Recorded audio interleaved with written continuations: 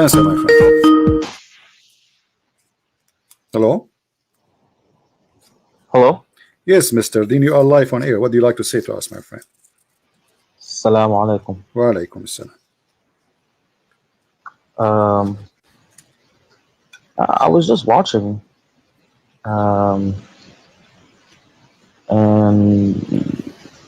you know, it's impressive how much you know about Islam. But I was curious, the title was the Quran or the Bible, where is the truth? The title of the stream, I want to know how do you know the Bible is the truth? Well, this is a question maybe you should ask yourself first. I mean, how you know the Quran is the truth? You are a Muslim, right? Questioning Muslim. Not Okay. Well, my friend, when I say the truth, first of all, do you believe that God, he is a good God or he's a bad God? He's good. Okay. So the good God, is he going to teach you to do bad? No. Okay. Does the Quran teach you that you can rent a woman? It's called temporary marriage. Muta? Yeah, the muta. It does. Okay. So how God is the good God? When we say the good God, this means he teach me good ethic, correct? Yes. Okay. Do you think, with my respect to you and your family, I'm not saying something to insult you, please forgive me, I don't mean that. Do you believe that if your sister, with my respect to your sister, again, let us say this is my sister, not your sister, so you not be offended. Let us say I'm a Muslim, and my sister, she came to me and said she want to rent herself to do muta. What I will say to her? She will say to me, this is what Allah said. Now, I don't see anything wrong with that. Why is that? If it's consensual, if they both agree, Yeah, and there's payment, and they agree on what's going to be paid, and they go and do it, I don't see anything wrong with it. Okay, but isn't it so? You don't have a problem if your sister came to you and says there's a guy, he offered me $10 to sleep with me for 2 hours. As long both of them they agree, it's fine for you, correct? Correct. Okay, but isn't it this is what prostitution is about? Yes. So you don't have your problem that God teaching me to do prostitution? No, no problem. Why is that? What is your logic?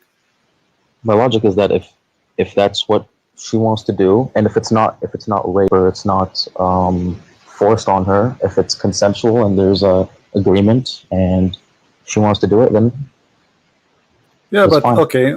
So why Muhammad, he says if somebody commit adultery, beat him? What is the difference between adultery? At least adultery, let us say a man and a woman, they see each other, maybe they love each other, and they have sex, they commit that sin.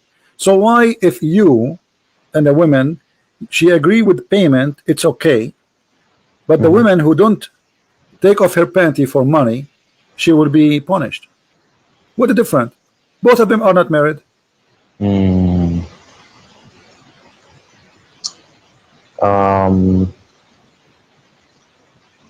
that's a good point.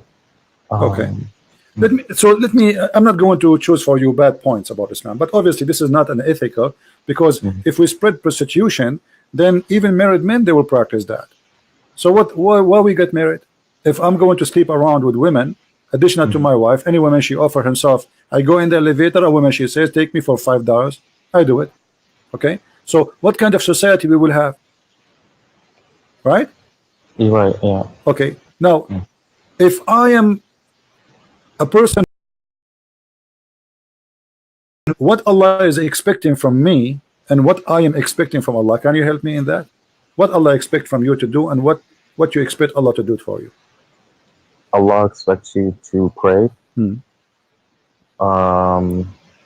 you know, and to follow His orders. To pray to whom? And you pray to Allah. Okay, did the Prophet order you to pray for Muhammad? You're not praying to Muhammad. He's part of the prayer, but he's not. You are praying for Muhammad, but not to him. I understand, correct? Right. Okay. So why you need to pray for Muhammad? Because he's the one who sent the message. Okay. But isn't it? Do Muhammad need your prayer? Isn't? Did Allah bless Muhammad already? Is Muhammad No, going to so heaven? no, you're not praying. I don't know what you mean for Muhammad or to Muhammad. I don't know what all this is.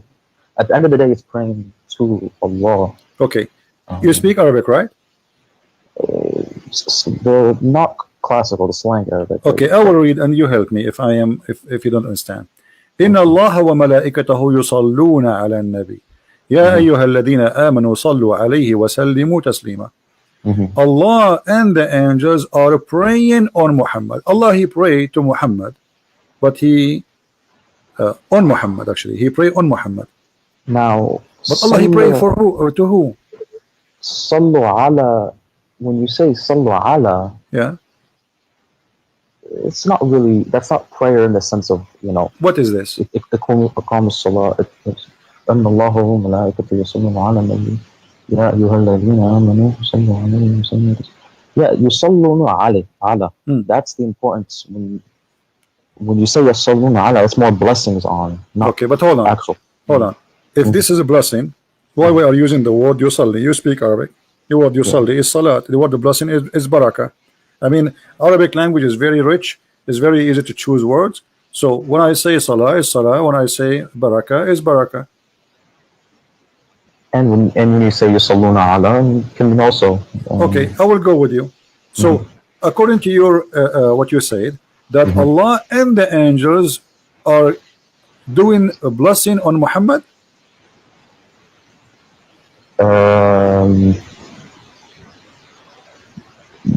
Yeah. Okay, I will go with you. So if Allah already blessed Muhammad, what the angels can do more? Where is the blessing coming from? Is the blessing coming from the angels, from me, from you, or from God? The blessings, I mean, at the end of the day, if Allah wants the blessings, it'll happen. That's it. So if Allah blessed Muhammad already, why I need the angels and the believers to bless me? Allah, he blessed me, I'm blessed. That's it. The rest, they are just numbers. They mean nothing. إن الله وملائكته يصلون على النبي. إن الله وملائكته يصلون. Maybe it's a message that the angels also. Okay, let me make it more simple for you, my friend. Now, let us make a circle here. I will make a circle. And this is Muhammad in the middle. All right? We will put Muhammad in the middle. And now we have Allah. This is Muhammad here. Now Allah is sending a blessing. All right? So let us say here we will type the word Allah. We will make it letter A, actually A. This is Allah. All right. And this is the angel. We will make it A2. And this is the Muslims. We will use the letter M.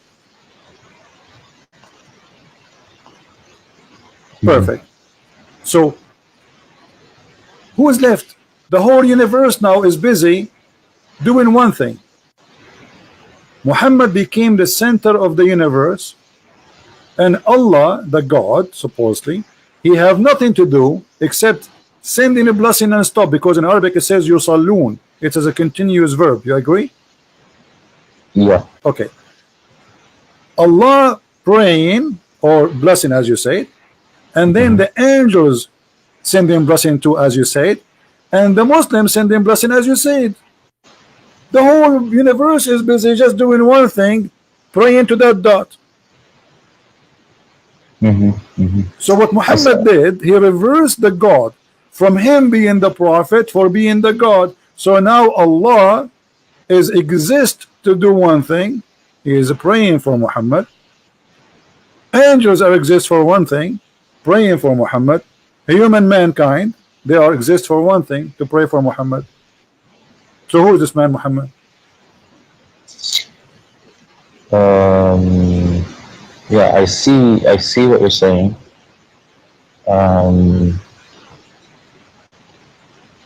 Now Yeah, it seems like now what is okay? So obviously I don't. There's some confusion. What do you know what the tafsir says for this, or My friend, doesn't matter. maybe It you can? says, as you said, Allah, He pray on the Prophet, and etc., and He sent his contribution for him, and he glorify him, etc. But this is very silly because it should be the opposite. It should be the Prophet and the angels and the believers praying to Allah, not Allah and the angels and the believers praying to Muhammad. Yeah, Okay, yeah, yeah, it makes sense. okay. Let us. I will show you one more thing, Okay. but it has a connection with this what we showed you now. Mhm. If you have a fight and you have two wives, Mhm. who's going to help you in the fight? How many people you need to take your side? If you have a fight with, and Let you us say have you are two married. wives, You are married to two women. Do you need an army? Do you need who's going to help you? I don't know. This is between you and your wives. This is something personal. You do not need anyone, right? Aren't you man enough? Correct. No, I'm not married. No. I'm not saying that. I'm saying, isn't it the man Oh, is enough to? Isn't it the Quran chapter 4 verse 34? It says, "الرجال قوامون على النساء." The men are in charge of the women. So yes. if a man have a fight with his wife, he is the one should deal with it, right? Not somebody else, correct? Yeah. But read with me this. Muhammad. Let us choose different translation just to make it more simple. Because this guy he add too much spice. Here we go.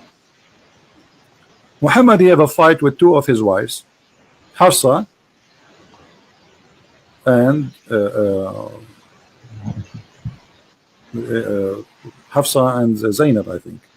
So the Quran making a story about it, that if those two women they don't repent, Mhm. who is going to take the side of the Prophet? Because two of them they are against the Prophet. Look how many. If you don't turn into repentance to him who? Allah, Right. your heart are indeed inclined, which means you became a kafir. Mhm. Look who is going to take the side of Muhammad in this fight with two women. But And if you if you back up each other against him who? Muhammad, truly Allah is his protector. Mm. Okay, is that enough? No. And Jibreel, what Jibreel have to do with this? Mm. What Allah have to do with this? I mean, the guy he have a fight with his two wives.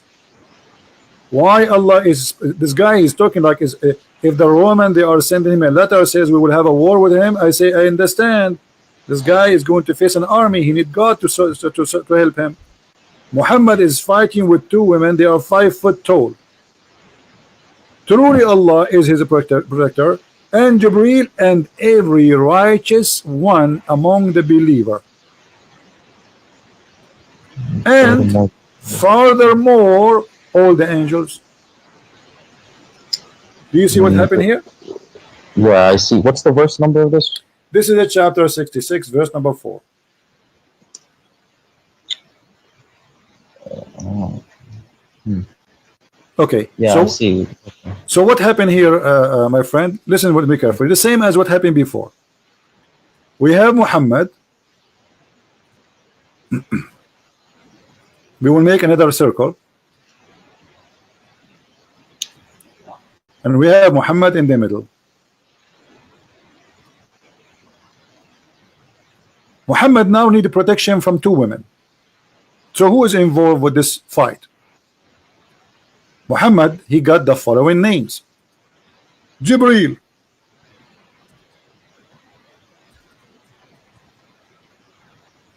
we will call him J.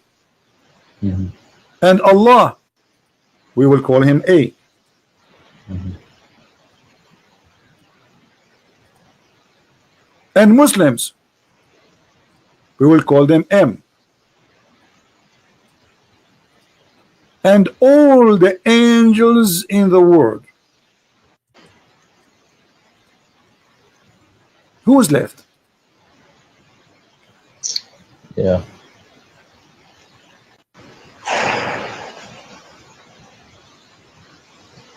What is this? Yeah. This guy, he became the center of the universe. Look like this universe have nothing to do with except Muhammad and his two wives.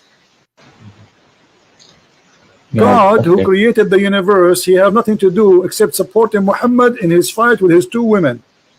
Not only that, and Jibreel, he will come in a special mission. He will take side with Jibreel. I'm with you. You know, Jibreel, please protect me from those two women. Jibreel have 600 wings. Extremely huge angel according to Muhammad, to the point he covered the horizon. Is that enough? No. And every single believer, Al-Qaeda, ISIS, Mujahideen from everywhere, Pakistan, Indonesia, you name it. And not enough. And furthermore, all the angels. All of this to support a guy in his fight with two women. Yeah. Maybe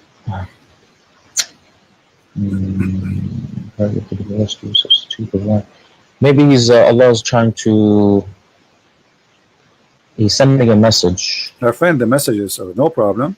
He can say to them, obviously, you see, look, Muhammad, what he's doing. Muhammad is here taking advantage of God. Anytime he needs something, he used God's name to control them. He could not control them no more, so he told them Allah is against you. But look what he did by making it the way he did it. He make it too much exaggeration. It's obvious it is a lie. Because he can say, Allah said you have to repent, and that's it. Right? We do not need the rest. And if you go against him, Allah is his supporter, Jibreel is his supporter, the believer is his supporters, and the angels are going to be in his back. What is this about? Are we going to is that the end of the time? Is that a judgment day where two armies are huge, are going to destroy? It's two women. Yeah. So what's your point? I don't. So my friend, my point is that Muhammad, he is the center of Islam, and the rest is just character, like in the stage. You know, you put decoration. Well, he's obviously very important. No, not obviously is important. He is God. He is the God. Everything serve him. God, he serve him. Allah, he serve him. Jibreel serve him. The believer serve him. Everything exists is for him. But not everything in the Quran is benefits the Prophet. What do you mean? Did Muhammad, he make verses saying any Muslim woman, she can give herself to the Prophet so he can do boom boom with her? I don't. That's in the Quran or the Hadith? Yeah, this is in the Quran. Chapter 33, verse number 50. Any woman, she offer herself to the Prophet, and this is only a privilege to thee. Why Allah will make a special privilege for boom boom privilege? Muhammad already have 13 wives, thousands of sex slaves. Why he need to say that Allah said to me, it is lawful for you the following women? Look how many counting he is. I mean, this, you get dizzy. Oh Prophet, we made lawful for you the wives. Well, thank you for telling me. I'm sleeping with them since the last century. I mean, this is silly actually to say to me that. Imagine I'm sleeping with those women since the last century, and now you say to me, I made it lawful for you your wives, or they are already his wives. What are you talking about? Don't you think it's too late? And whom has paid their door, and who your right hand possess, which means the slaves you own. Anyone you slave you own, you can jump on her. And the prisoner of war, and whom Allah assigned to thee. It's Allah assigned to you. This is a sign of Allah to take off their panty. And the daughter of your uncle, and the daughter of the partner uncle, and the daughter of your auntie, and the daughter of and the daughter of the daughter, and any believing woman, she offer herself to the Prophet. And look what they say in Arabic, in English here. And any believing woman who dictate her soul. I thought people dictate their soul to God. Wait, where does it say? Which one for you? Where's the story? What? It says there in English. Oh, okay. Okay, now. Dedicates her soul to the Prophet. The Prophet wishes to God who is them for reading, not for the believers. It's a privilege only. This is always a privilege only to Muhammad. So do you see how he used God so he can make his own privilege, and most of them they are about sex and money?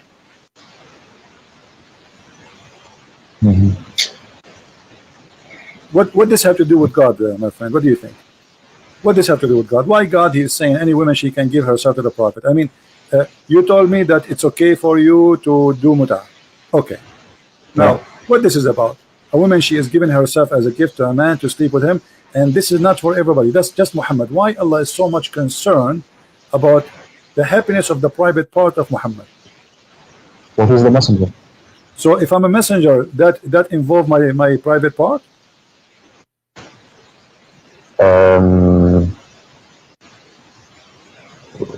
So now if I am a messenger, I just say I'm Muhammad now, and there's like a million women watching me. I say, hey women, send me a message. Who want to sleep with me?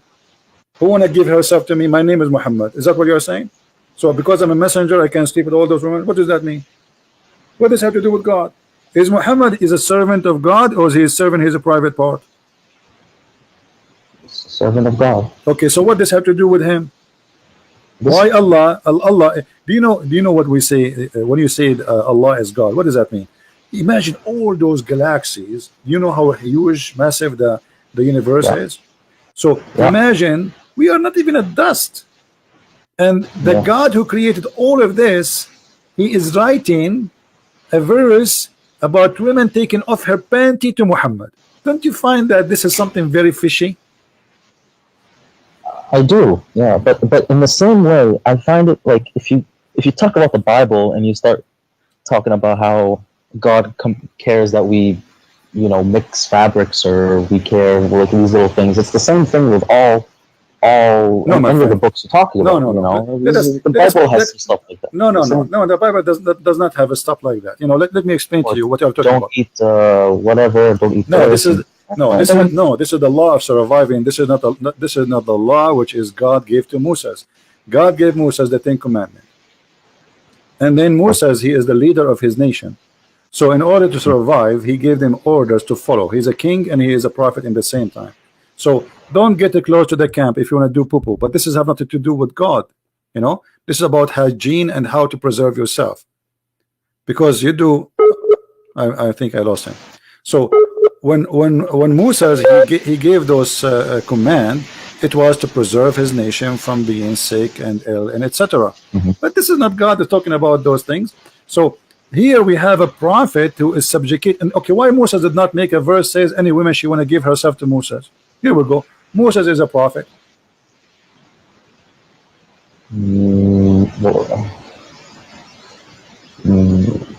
Why Isa did not do the same? Why Abraham did not make the same? Why any of them did not make the same as Muhammad? Why Muhammad is unique when it's come to sex and money? Maybe they did. We just don't have their words. No, show me where. Neither in the Bible, neither in the Quran it says that.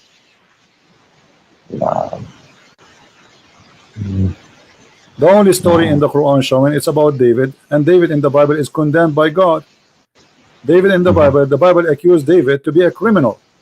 His hand is full of blood. While in the Quran, the story is there is amazing. So why this man is subjugating God for his benefit?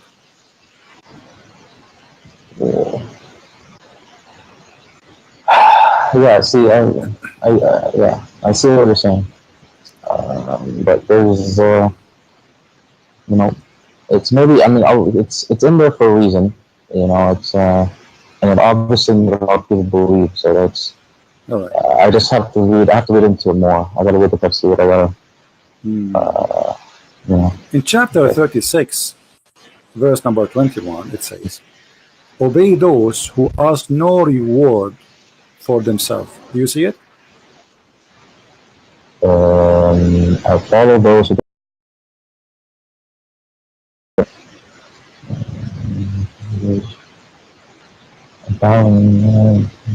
Yeah, I see it. Yeah. Okay, so we should not follow Muhammad then.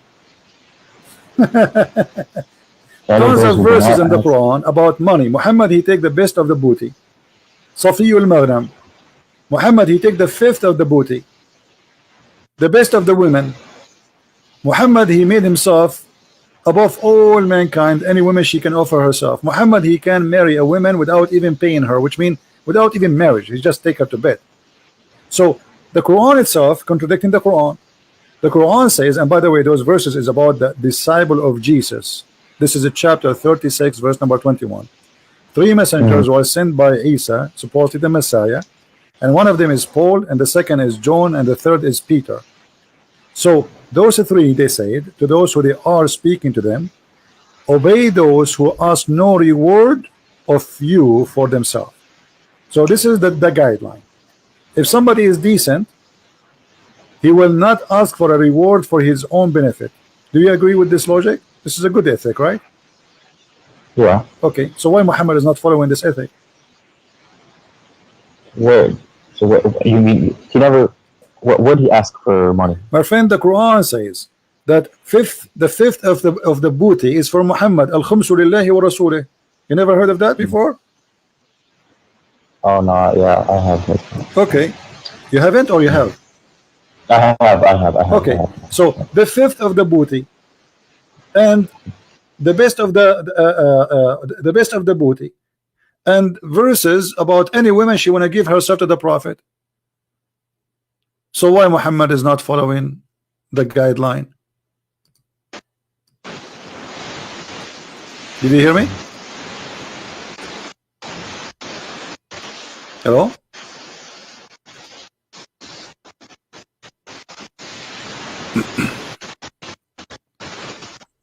Hello?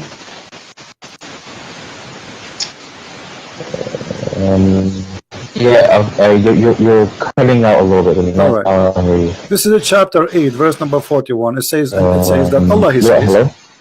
Allah, he says in chapter 8, verse number 41, and know whatever of your war booty that you may gain, verily 1/5 is assigned to Allah and the Messenger.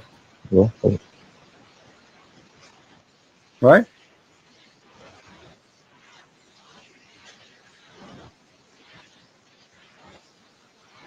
And this is a theft anyway.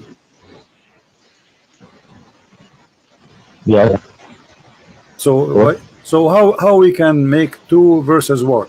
One saying that follow, yeah, he have a bad connection. You can tell, maybe he's in the Middle East or something like that.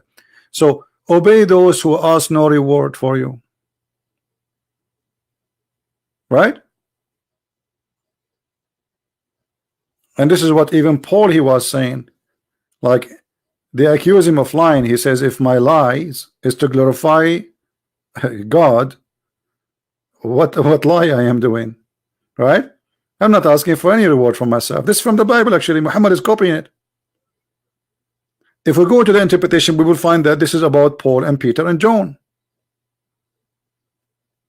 So ask not or follow not those who ask you for reward. But Muhammad did not follow this verse. Muhammad did the opposite.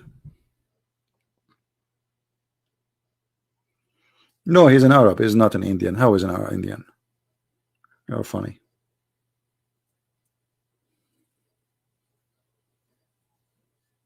Call me back, my friend. So how this book can be the book of the truth? This is a book of the truth. Not to mention or forget to mention the stupid stories, flying carpet, mistakes in history, amazing mistakes in science. Have you ever heard of a God? You do not know how the hair is created, how the rain is created. Have you ever heard of a God? You don't remember which one he created first, the stars or the trees? One verse says the trees first and the stars next, and the other verse says the stars first and the trees next.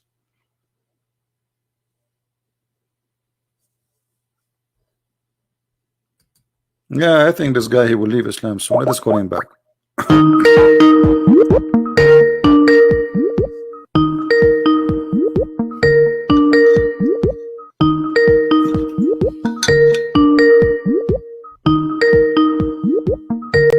Hello? Yeah, yes, my friend. Go ahead. So what do you think, my friend? Do you think Muhammad is a prophet still? I have a bad connection.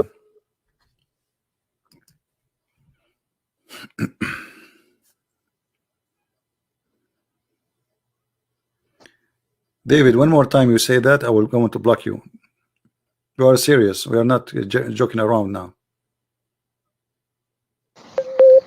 Do you hear me, my friend? No, Mr. I don't. Dean?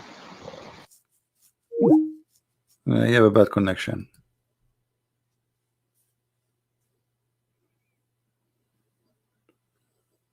It's okay. Obviously, he is listening and he is learning. They will leave Islam very soon, as the rest of them. So where is Muhammad, and where is the prophecy, and where is the prophet? Okay, and you call him a prophet. Where is the prophecy? Here we go. This is the Quran. Who want to show me a prophecy in the Quran?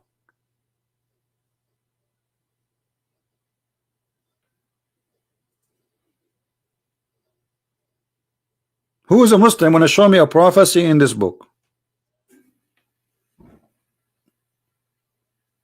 Who is a brave Muslim? He is willing to call me and say, hey, I'm going to show you a prophecy.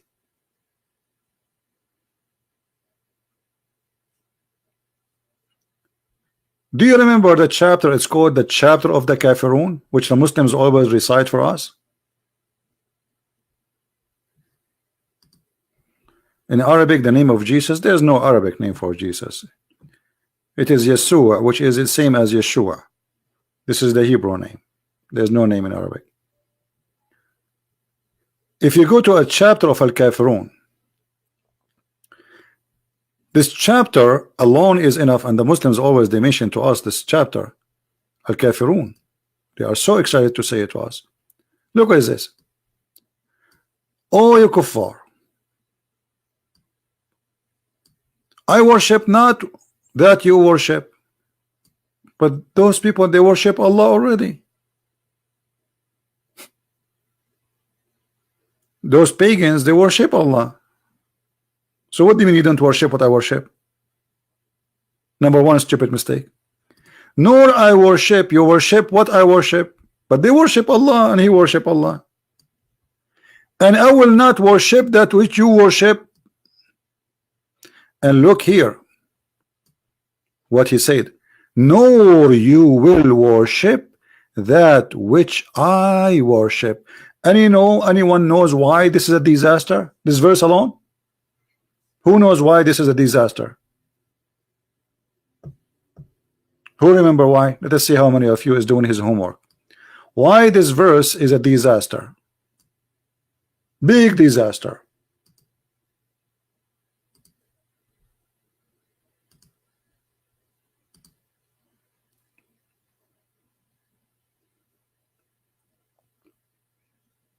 Because he said to the pagans, who he is one of them too, you will never worship his God. But all of them later they became Muslims.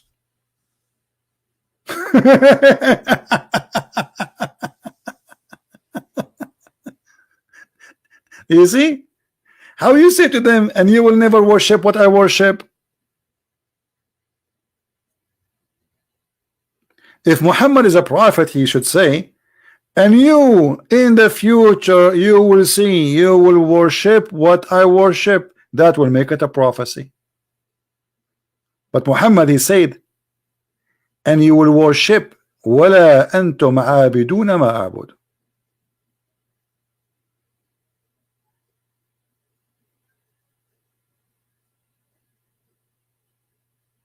Muhammad, he got himself busted.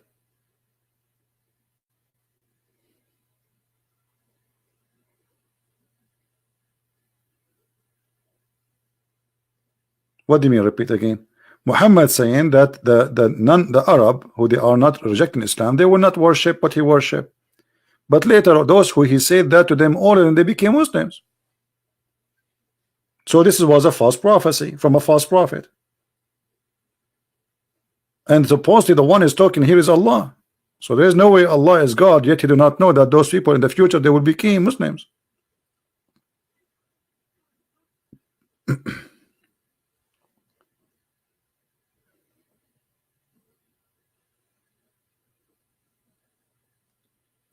Any Muslim?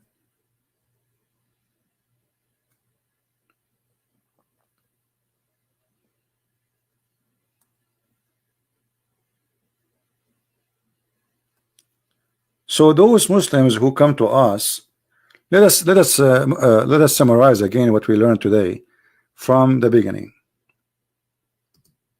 What we learned today, we learned that when a Muslim he come to you and he come and he say the Bible is corrupted, don't defend, don't start quoting verses from the Bible. Yes, Deen. Assalamu alaikum. Wa alaikum assalam. Can you hear me? I hear you. Okay. Yeah. So my friend, what do you think about Muhammad? Do you think he's a prophet? Now he could. I mean, he could still be a prophet. I mean, what you showed me, you know, it's possible that Allah just gave him special rules, which is not. Okay. Which is okay. What make a prophet a prophet? What makes a prophet a prophet? Prophecies. But like what? Give me a prophecy. Well, we have the Quran in front of us. If there's any prophecy in the Quran to make Muhammad a prophet? Do you see the verses we are showing on the screen? The Kafirun? Yeah, I see him. Okay. If you go and read the interpretation, you will see that those people who Muhammad he said that verse to them, all of them they became Muslims later. So this is a false prophecy. How he said to them, nor you will worship that which I worship, and later all of them became Muslims. Nor will you worship, nor will not worship that which you have been wont worship, nor will you worship that which. So he's saying you won't worship which I worship, and then maybe they come fake Muslims so they don't get killed. If I say to you, you will never become a Christian, and then after 2 months, and I claim to be a prophet, and then after 2 months you became a Christian, that's mean I'm a false prophet.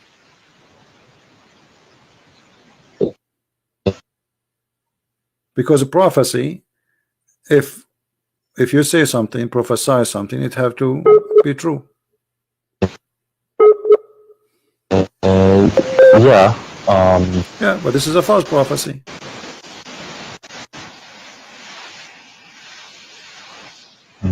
Well, who is he talking to here? No, will you worship that which I worship. People of Quraysh, is it right? The Arab, but all of them they became Muslims in his time, not after. In his time, during his lifetime.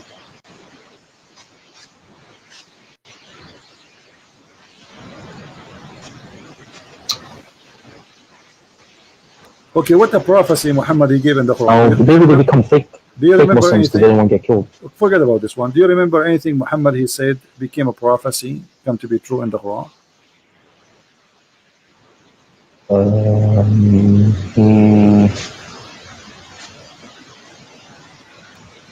I will give you one.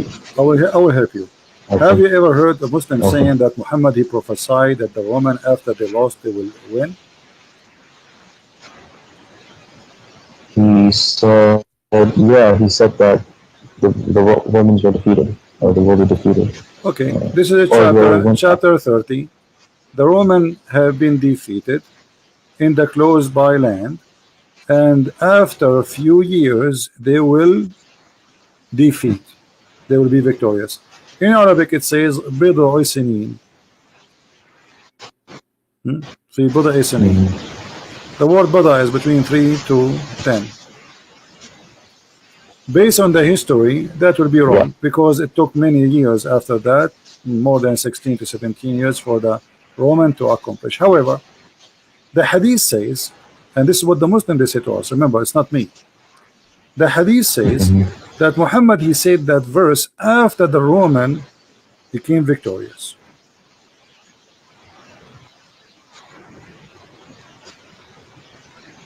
Oh. So how this can be a prophecy? No, this is not a prophecy. Okay. The Roman Empire has been defeated in the length of span. Yeah, no, this is. Give me a second, I will show you the hadith. The last Because Muslims they keep talking about this verse, they say, brother, this is amazing how the prophet he knew that. First, the calculation is wrong. Secondly, even the hadith says that we have a problem here.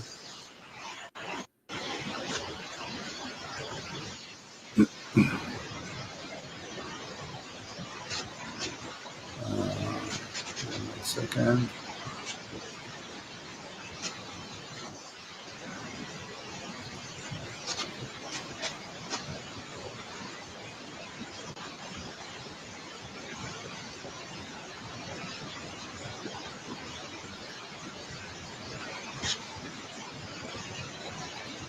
Are you talking from the Middle East? No, I'm in the US. Why you have a very bad connection? I don't know. All right. Let us see. I'm just trying to find you the hadith.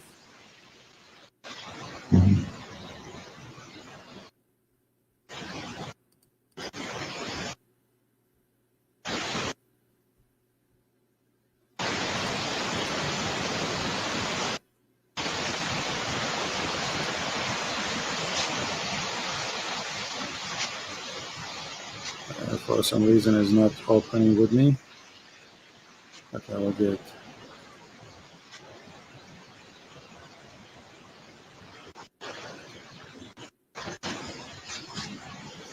Just to show you how Muslims they say things, it doesn't make sense and it's not even honest when they say it. Or maybe some of them they say it without knowledge. You know, many Muslims they speak without knowledge. All right, here we go. We found it finally. Thank God. Sometimes you want something, it doesn't come. All right. Let us put it in the screen.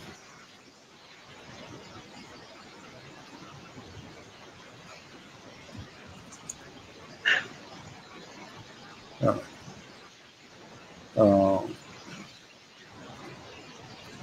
Do you see the screen? I see your books right now. All right. What about now?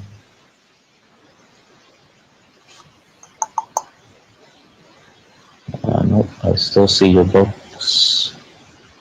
It's okay. We'll take a little bit of time to come to you. It says here that in the day of Badr, the Roman had victory over the Persian. So the believer were pleased with that. Then the following verse was revealed.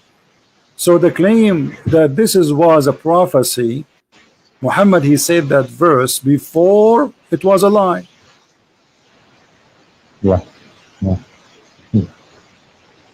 Okay, I still, can you give me which hadith it is? I want to read it. This is Jami' al-Tirmidhi and it is Sahih. It's Sahih? Yeah. Oh, here.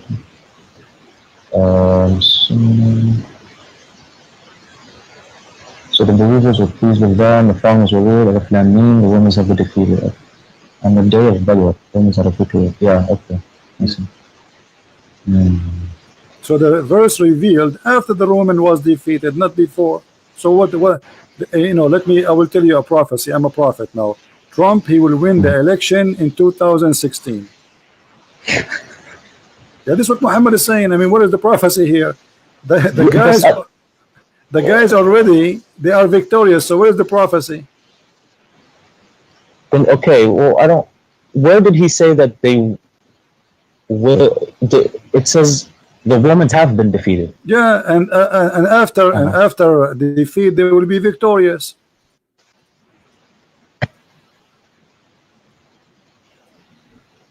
Oh, okay. He said that we were happy with the victory. Okay.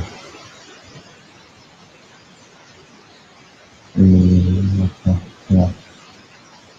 But I don't really. This one I don't hear is like the big. Forget about this. Did you hear about the Muslim? They say that there is science in the Quran. Oh yeah. Okay, what can you give me? Do you remember anything? There's the Big Bang and biology. Choose one. Which one? Give me one, and we will talk about it. The Big Bang. Big Bang. What is the Big Bang? Do you know what the Big Bang is? Yeah, all the matter in the world was in one one ball, and then 13 billion years ago it expanded. Okay. There's explosion, correct? It was an explosion, Yeah. But you see, the Muslims, they quote for us this verse in the Quran saying this is about the Big Bang. Don't the unbelievers see that the heaven and the earth were joined together? Okay, does it say here, don't they see? You have to give me what's the verse? What's the verse number? Chapter 21, verse number 30.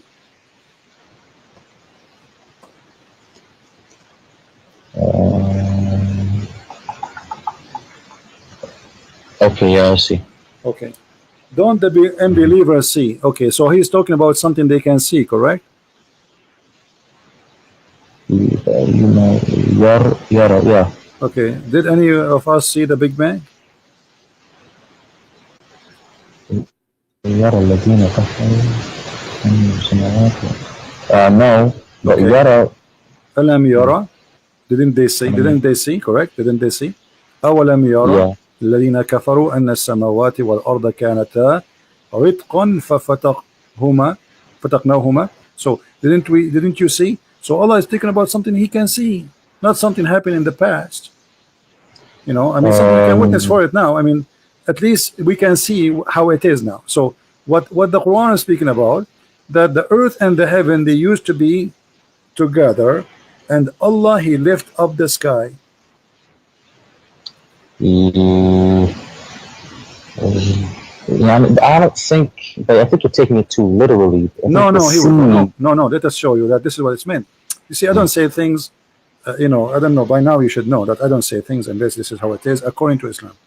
Okay? Allah, he lift up the sky. You know that?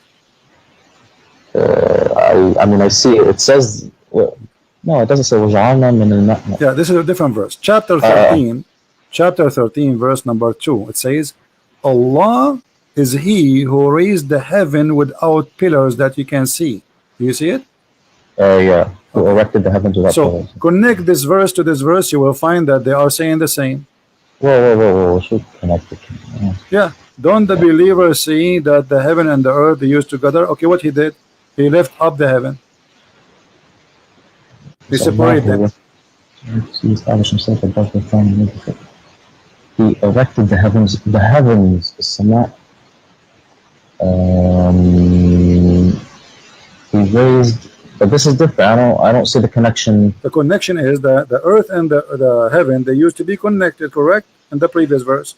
Yeah. This one here is saying Allah, he raised it up. This is how he split it. Allah, he raised up the heaven.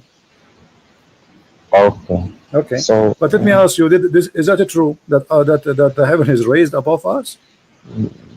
No. So this is a lie. How God he says such a thing? We are not even a dust inside the space, inside the heaven, if we can call it heaven. Correct. So we are the heaven is not lifted from us. We are inside it. We are little tiny. It's not even like the size of a needle, the head of a needle, inside the heaven. So how he lifted up? But because this is how Muhammad he say things, the earth and the heaven, they are not connected. The heaven is up, the earth is down. So the heaven is up, but the truth is not right. The heaven is up, the heaven in the right, the heaven in the left, the heaven underneath of us, because the earth is not a flat, and there's heaven around us all over. Yeah, there's no. Yeah, that's right. So this is a very false statement.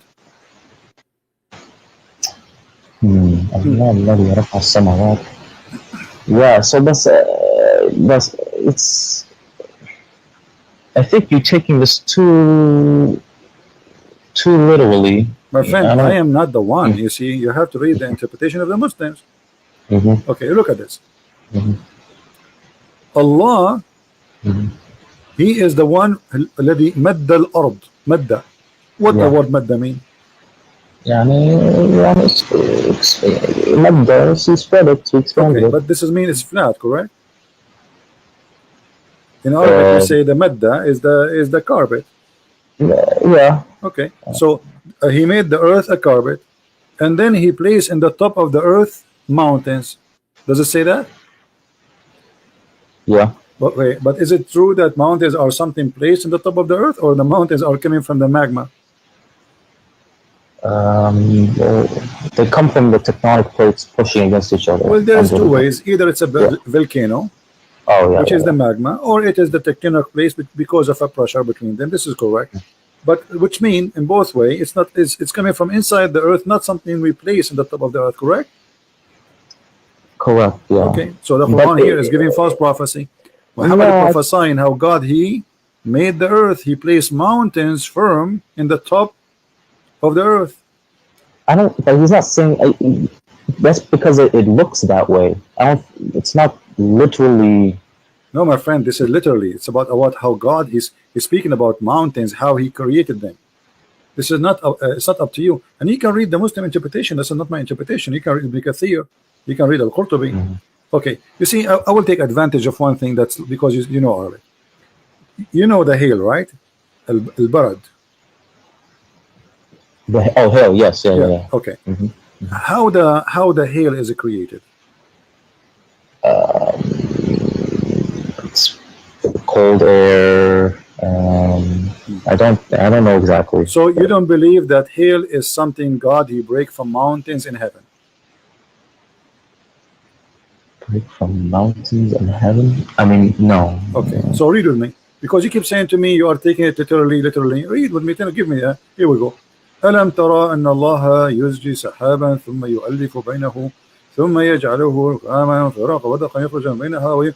Then he says وينزل من السماء من جبال فيها من برد فيصيب به من يشاء. Allah is talking how he make the rain, and now he's talking how he make the ice. Okay, where the ice is coming from? You speak Arabic? Yeah. Okay. He sent the hail from mountains, and because he keeps saying to me you are taking it literally. Okay, Yeah. let me show you what the Islamic scholar says. Whatever the Muslim scholar they say, I will take it, no problem. Here we go. Just to show you this is what it's meant. That's not me saying this and saying that. So if we go to the Quran interpretation, which is made by the Muslims, not by me, we will find the following. Let us see what it says.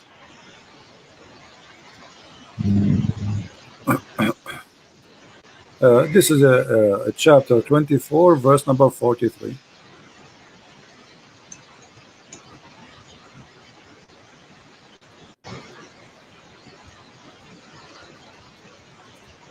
And we will show it interpretation according to Islamic understanding, not ours. We don't do what the Muslims do. Muslims, they try to explain the Bible to us the way they like. We don't do that. We show them what they themselves they see about those verses. Yeah. Okay, let us see verse number 43, and here. All right. You heard of Al-Jalalain, correct? Yeah. All right. Here we go. This is Al-Jalalain, and this is the official government website of the Kingdom of Jordan. Let us see what it says.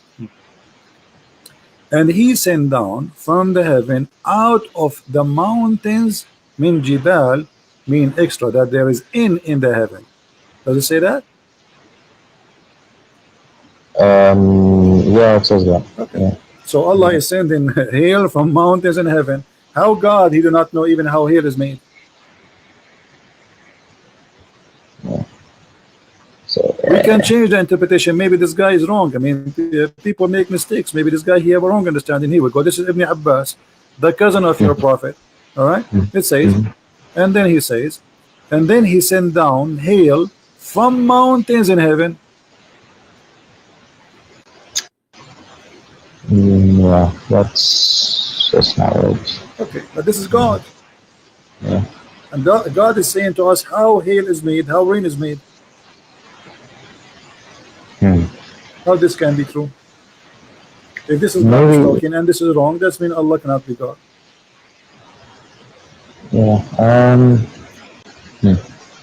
Give me another miracle, scientific miracle. Forget about all of this. Until now, we prove nothing to you.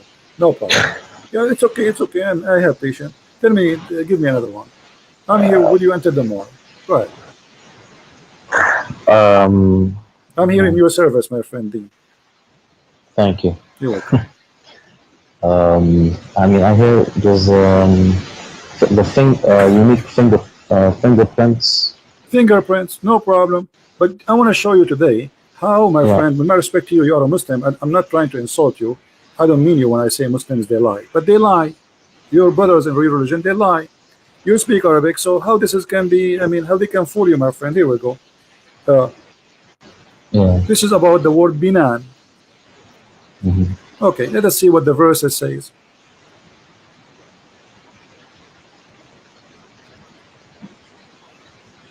Chapter 75, verse number 4.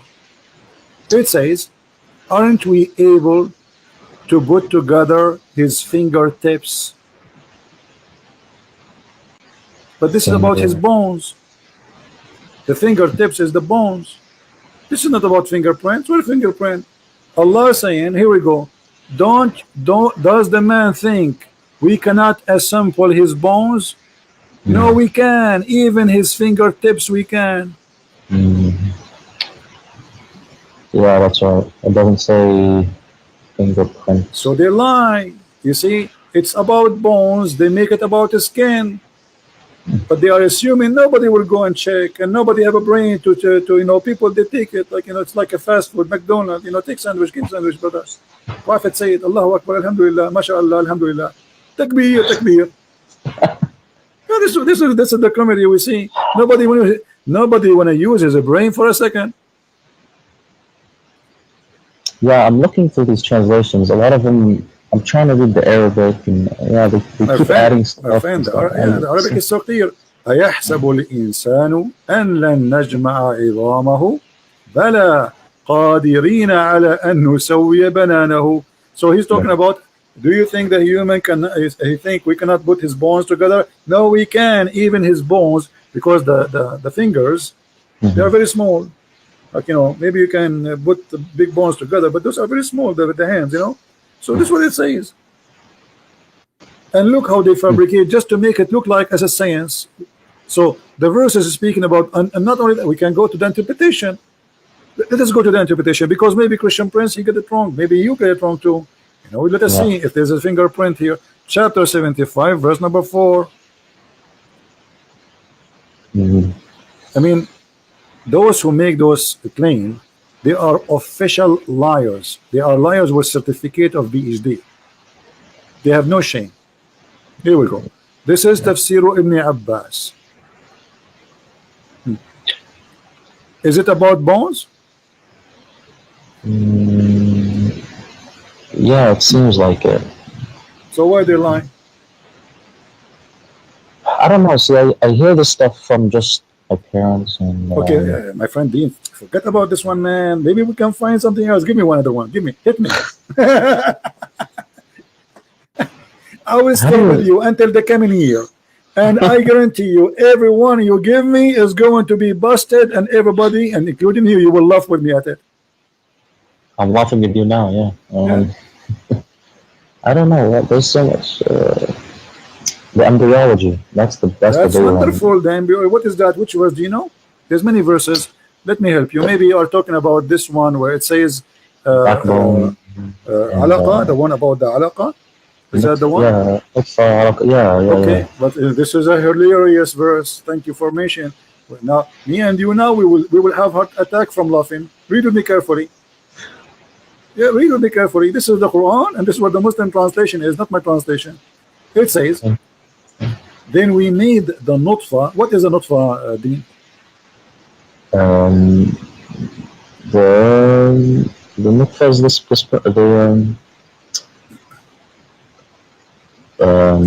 nutfa is the sperm.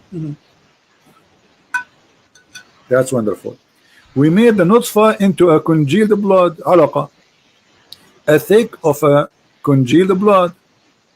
Okay, do you agree with that, Dean?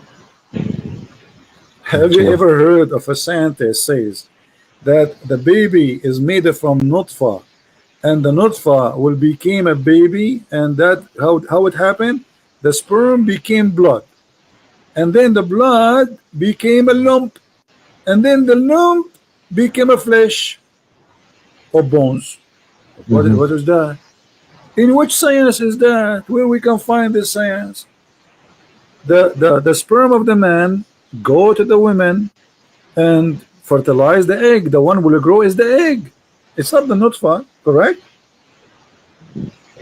Well, yeah, there's the egg. Yeah. Yeah, the egg will become the one cell. It's a big cell. The cell became two. The two became three, etc. You know, so it's not the sperm will become what this guy is talking about. He's saying that the sperm of the man will become a congealed dead blood. Now, yeah, but it's not wrong. It's wrong, my friend, because the sperm does not transform to be anything to do with the baby. The sperm activate the egg and deliver the DNA message, and that's it. It dissolves. According to the Quran, what is the first stage? At the first stage, you are a sperm, correct? Then you became a blood. Go and check from now until the coming year and find me who is the scientist who will say that the first stage is a blood.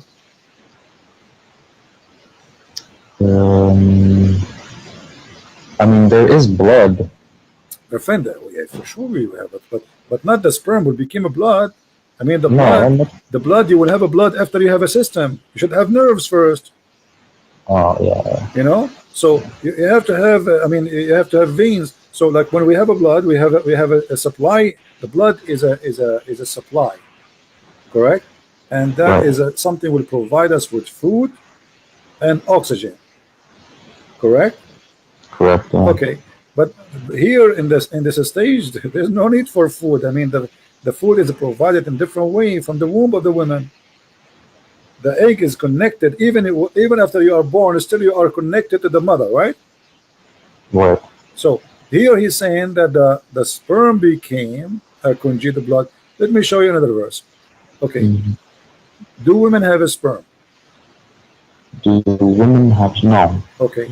Chapter 86, verse number 6 and 7 says that there's a gushing fluid, sexual fluid, coming from the backbone of the man and the ribs of the women. Where do you think the sperm of the man is coming from?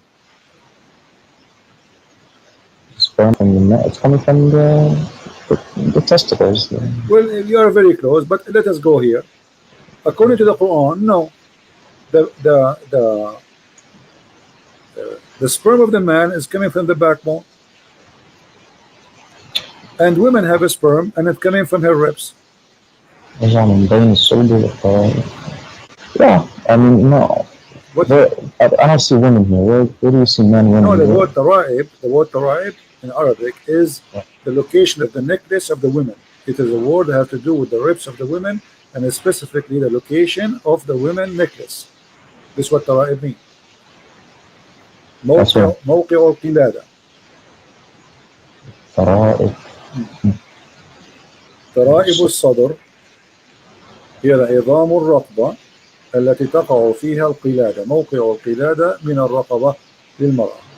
So it comes from between the backbone of the man and the ribs of the woman. How is that? What kind of God do you think that the sperm is coming from a backbone, which is the last bone in your spine, and women have a sperm coming from her ribs? You know, let us go and see the interpretation. Maybe I'm wrong. Yeah, I have to. Yeah. No problem. Here we go. This is chapter 86, verse number 7. Let us go to Ibn Kathir. You heard about Ibn Kathir, right? Yeah, he's the big one. Yeah, he used to be in my school. Oh. Here we go. This is Ibn Kathir. Let us see what Ibn Kathir he said. Now the Muslim, they will say to me, what the Muslim they will say not how they will say Ibn Kathir is an idiot. They will say have an understanding. Yes, they will say that, but just to save Muhammad from being exposed, they will say anything. Look at this. This is Ibn Kathir, and he is explaining the verse. Let us see what it says. He is created from a water gushing forth, meaning sexual fluid that comes out bursting forth from the man and the women. Thus the child produced from both of them. Okay, wonderful. Now he continues saying, proceeding from between the backbone and the ribs, meaning the backbone of the man and the ribs of the women. referring to hairy chest. And here the translation is not accurate. It's not hairy chest, it is the location of the necklace. What do you think? Do you agree that women, she have a sexual fluid which make the baby, and it's coming from her location of the necklace of the chest? She has, I mean, yes, she has a part in the, it's not the right location. No, it's not from the necklace. The woman have a sperm, my friend? No, no sperm, no. Yeah, but this is what it says. It says the baby, it says gashing fluid. It's a gashing forth liquid. It's a fluid. Do you see it? Yeah, it's a sexual fluid. So this cannot be the egg, because the egg is not sexual fluid. It's not even a fluid. All right? Right, yeah. Yeah, and not only that, Muhammad himself, he explained that. That's why Ibn Kathir, he read for us that the Prophet said. Let's see what the Prophet said.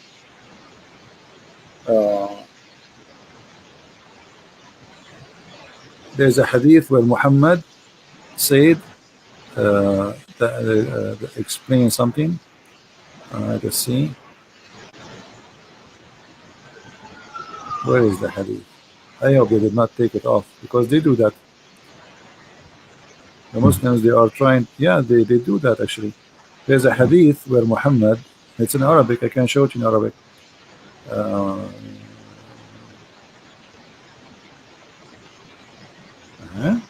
What happened to the hadith? Okay. Here we go. Actually, this is the hadith. This is the hadith from Muhammad. Proceeding from between the backbone and the ribs, the backbone of the man and the ribs of the women, and here he takes the explanation from Muhammad. The fluid is yellow and fine in texture. The child will not be born except from both of them, i.e. their sexual fluid. So what Islam teach, that the woman, she have a sexual fluid in her private part. That is a sexual fluid, which is the sperm of the woman, which is coming from the location of the necklace in her ribs. Do you agree with that? No. Okay. And do you agree that this sexual fluid, which is yellow and fine in texture, is the one who will make the baby? No. Okay. And the man have a sexual fluid which is thick and white. And this is what Muhammad, he said in the hadith. Let me show you the hadith so you don't say I'm making things up. This is the hadith of Muhammad saying the following. Where's the hadith coming from? As usual, from the box of the hadith.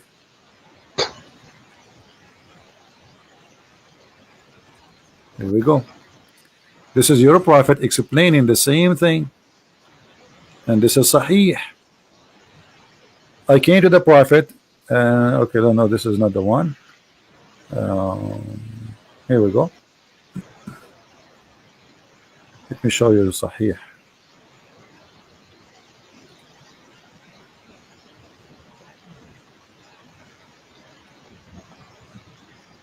Here, the hadith saying, Anas ibn Malik reported from Salim, narrated, blah, blah, blah, blah, blah, blah, blah, blah, blah. Okay, anyway. Then it says, in case that the woman sees that she must take a bath, she sees what? She sees a dream. She have this charge. When a man sees sexual dream, and the woman sees sexual dream, he says, upon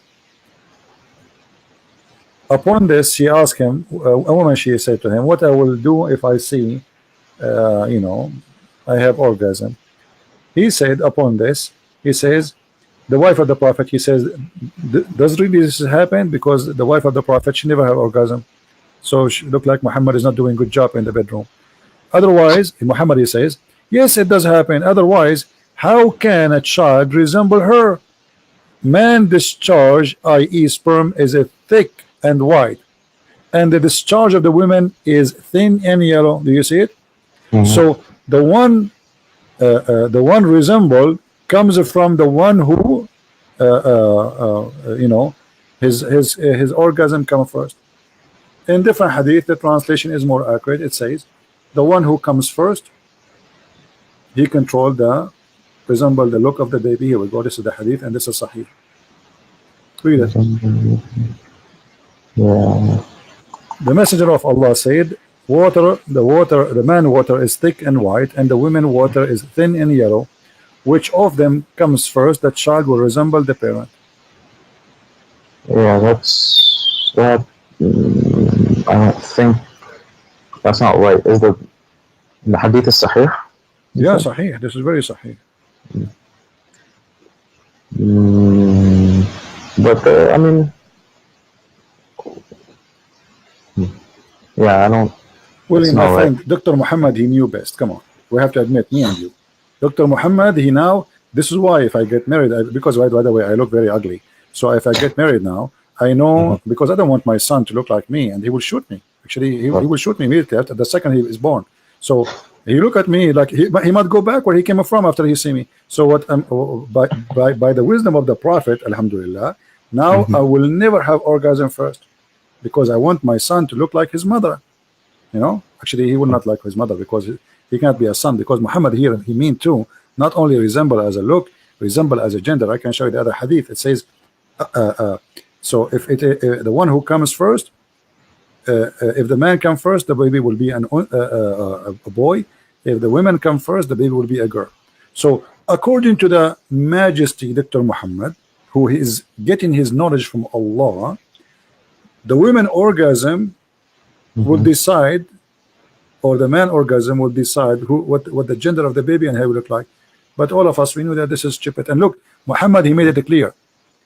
He said the water of the man is thin, the water of the man white and thick, correct? Yeah. He called them both water. And then the water of the women is a thin and yellow. And which one of them come first, that water will decide how the baby look like and his gender.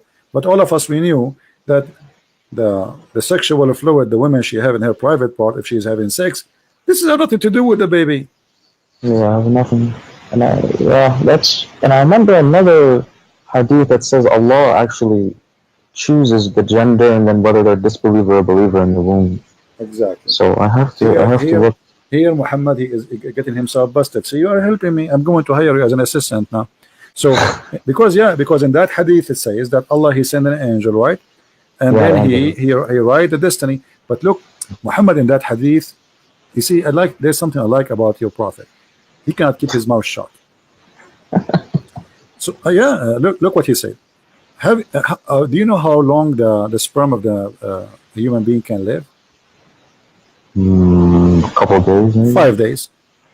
Look what Muhammad said, my friend. I mean, your prophet is amazing. Look at this. Your prophet, he said. He said, not me. Remember, don't curse me. When the drop of semen remain in the womb for 40 or 50 days. Look, your prophet is very honest. Like he is not sure, like 40, 50. I don't remember what Allah told me, 50 or 40, 40 or 50. 40 or 50. I mean, what kind of a prophet this prophet is? Where he got the number 40 and 50 from? And then, so you stay. And by the way, it doesn't say. Yeah, it says actually 40 or 50. And 40 or 50, you are the sperm. And then the angel come and he says, Lord, good or evil. The guy is a sperm. Now you are thinking of, so you are a sperm, and now Allah is deciding what you will be. All right. In different hadith, actually, Muhammad, he said the following, which is getting more funnier. Because you are 40 days as you see here, as a drop of semen, and then you became a clot of blood. Yeah. And then at the end, Allah will decide male or female. Do you see it? Last thing. You see it? I see. Male or female. So the last thing is the gender. According to science, actually, gender is decided right away by the sperm. The sperm, when it go inside inside the egg, fertilize, and that sperm decide the gender is not what he's saying. According to Muhammad, the last thing is the gender. Here you will see the same. You know. Look, all those hadith, they are saying the same. Read this one with me. This one is fantastic. This one we can make movie, me and you, about it. If you have money, we can, we can ask Sylvester Stallone to be the, we make him go back. We make a cartoon movie like he was a sperm, Sylvester Stallone, and now he go in a mission and he stay as a sperm in the womb of the enemy for 40 days. Look at this. Yeah. In the form of a semen for 40 days. Then became a clinging, it doesn't say, it says alaqa, a congealed blood. for the similar period. So you are now 40 days as a sperm, and then 40 days as a blood, and then 40 days as a loom of a flesh, and that's it. The total is 120 days. The baby is done.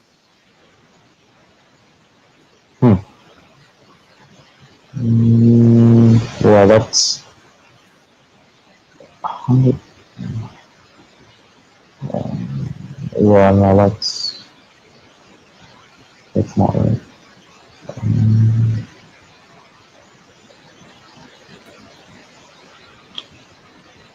And this is reported by who? Both Al-Bukhari and Muslim. Now the hadith, it's hadith is.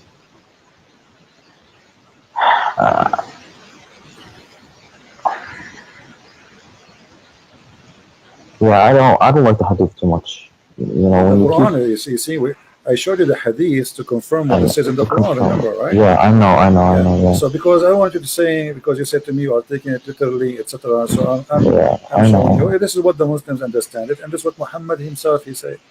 Yeah, no, and Forget about this. Give me another miracle. Forget about this. For that, nothing is working. Nothing is working. What I can do. Maybe you never know. You never. Maybe this one coming one is going to work. Give me another one. Just last one. But the this last one, try to choose something that can hit me in the head, break my head to pieces. last miracle. I mean, the the sky being the atmosphere protecting us. That's wonderful, my friend. The Quran says the atmosphere protecting us. From what I remember my parents telling me this. Yeah. My friend, you speak Arabic there. You should do better. The Quran says the opposite. The Quran says that Allah وَجَعَلْنَا السَّمَاءَ سَقْفًا مَحْفُوظًا. So what is protected is the sky, not the earth. From who? Let us see. And now you will die laughing with me. Don't die on me. Chapter 67, verse number 5. And indeed we have adorned the nearest heaven with lamps, and we have made such a lamp as missiles to drive away shaitan. You see it? So we guarded the sky. He guarded from what? From shaitan. So it's the opposite. It's not, because the atmosphere is something in the space trying to get in the earth, correct? Yeah. Okay, here is the opposite. Shaitan, he will try to go out of the heaven. Allah, he will shoot him. Now you might say to me, this is not clear for me. Can you confirm it? Let us confirm it in different verse. This is all his fairy tales, where Muhammad, he claimed that Shaitan, he tried to steal information from Allah. I don't know if you know, you know about WikiLeaks? WikiLeaks, yeah. Yeah, this is Allah. Shaitan, here we go. Look.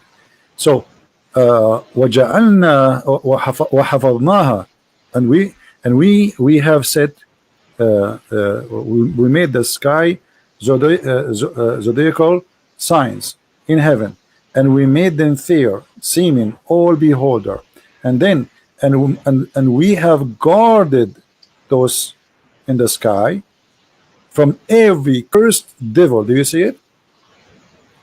We have guarded them from every cursed devil. Yeah. Okay. But so if any try to gain hearing by steal from Allah, like he wanna spy, is pursued by a flaming fire. This is the atmosphere they are talking about. You see how they lie to you? That any that gains a hearing by stealth is pursued by a flame.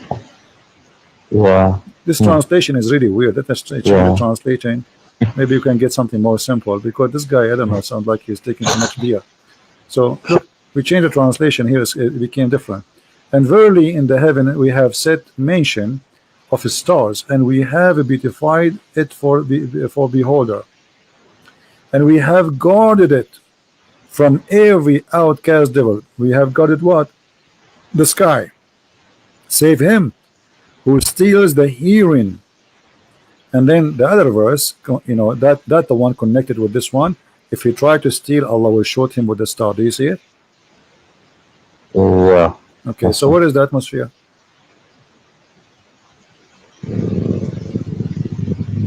Yeah. And here there's a mistake. You see, the same verse here, they say that this is about the atmosphere, but the verse saying that the stars is located in the nearest heaven. That's mean if this is, No. but yeah, it says the lamps in the lowest heaven. Okay, I see. The lamps missiles. And the shaitan, he live in the earth. So Allah, he showed shaitan by a star. Do you know how big the star? Yeah, there's no. This is all his fairy tales for kids. I mean, come on, you are smarter than this. You really believe in this? Shaitan, he will steal information from Allah. He want to spy. Allah showed him by. So Muhammad trying to explain what was those things we see in the sky, especially he live in the desert, so he can see a lot of it every night. You know, they are living in the dark. There's no electricity. So anytime go outside, you will see the sky dark, black. You see nothing. So he look at the sky. He see those stars coming. He think those are shooting stars. He think those are really stars. And Allah shooting this the shaitan trying to spy at Allah, brother. Boing boing, like Star War. Yeah. Yeah, I see. Yeah. So where is the Yeah, I don't see anything. See, yani, see, the thing is, I don't look in. You know, I just kind of hear what people tell me. I don't really look into actually reading the verse, but I'll have to go back and do some more reading, really try to understand. Yani, you know your stuff, man. let me see the sky سقفا محفوظا. Allah, he made the sky like a canopy in the top of a mountain called Qaf. You know that? Do you know Qaf? You heard of Qaf? No. Okay. Did you hear about the chapter? It's called Qaf in the Quran. Oh, chapter. Yeah. Qaf. Okay. Yeah. Qaf. If you ask a scholar, okay, what does Qaf mean? He says this is an azure mountain which is surrounding the earth from all direction. All right. Okay. So this is, let us go and see the interpretation. Here we go. From the narration of his authority Ibn Abbas, this is Tafsir Ibn Abbas, chapter 50, verse number 1. It says the following: that he said the interpretation of Allah saying Qaf. He said Qaf is an azure mountain overlooking this world, and the color of the sky takes from it. Allah swear by it. Do you see it? So what happened is that this is a mountain. It's a blue, and it's surrounding the earth from. The earth is a flat, and there's a wall fence, and then in the top of the fence, in the top of the wall, like a room, there is a dome. That is, or a roof. That is the sky, and the reason the sky is blue because of that mountain. It's clear. I mean, what's wrong with you? Come on. Isn't it clear? Doesn't say that, or I'm saying that? Yeah, and there's a man overlooking this world, and the color of the sky takes from it the lost program. Yeah, true story, brother. This is a pure science, Islamic science. Yeah. Yeah, I've never heard of this one, but yeah, that's. Do you have more miracles? Well, Come on, Deen, leave Islam, my friend. You are smarter than this. You are trying to, okay, well, obviously I can tell you, you yourself, you are not convinced for a second with this madness. I've questioned it before, but I've never, I've never really actually looked into the miracles. Yes. My friend, anything, you see, bring me anything about this cult. This is the most silly, stupid cult ever you can imagine. You speak Arabic, so you have an advantage. You see, they can fool someone. He don't speak Arabic. He know nothing about Arabic. They can say things that not exist there or fabricate. But you speak Arabic. I mean, how is it? And yeah, that's the biggest thing. I'm looking at the translation, and they're not. They keep adding stuff that's not in the Arabic. So no. It is in the in the translation, correct? Yeah, but actually, but do you know that Ibn Kathir in Arabic is like disappear totally in English? There's hundreds of pages from Ibn Kathir in Arabic is taken away from the English translation. I can't find why. They took it off. Anything would look embarrassing for Muhammad. As an example, the story, if you go to read Ibn Kathir in English, read the story about Al-Gharaniq. You heard about Al-Gharaniq, right? When Muhammad, he says the 3 daughters of Allah, their intercession, it's a must. So all the story there in the Ibn Kathir, what happened exactly is gone. You open Ibn Kathir in Arabic, you speak Arabic, open Ibn Kathir in Arabic, open Ibn Kathir in English website and read, you will see it's gone. Huh. The story of him bowing down is gone, the story what he said is gone, everything is gone.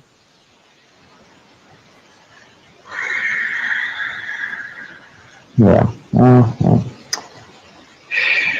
What else? What else they told you? Well, I'm out of miracles. I don't.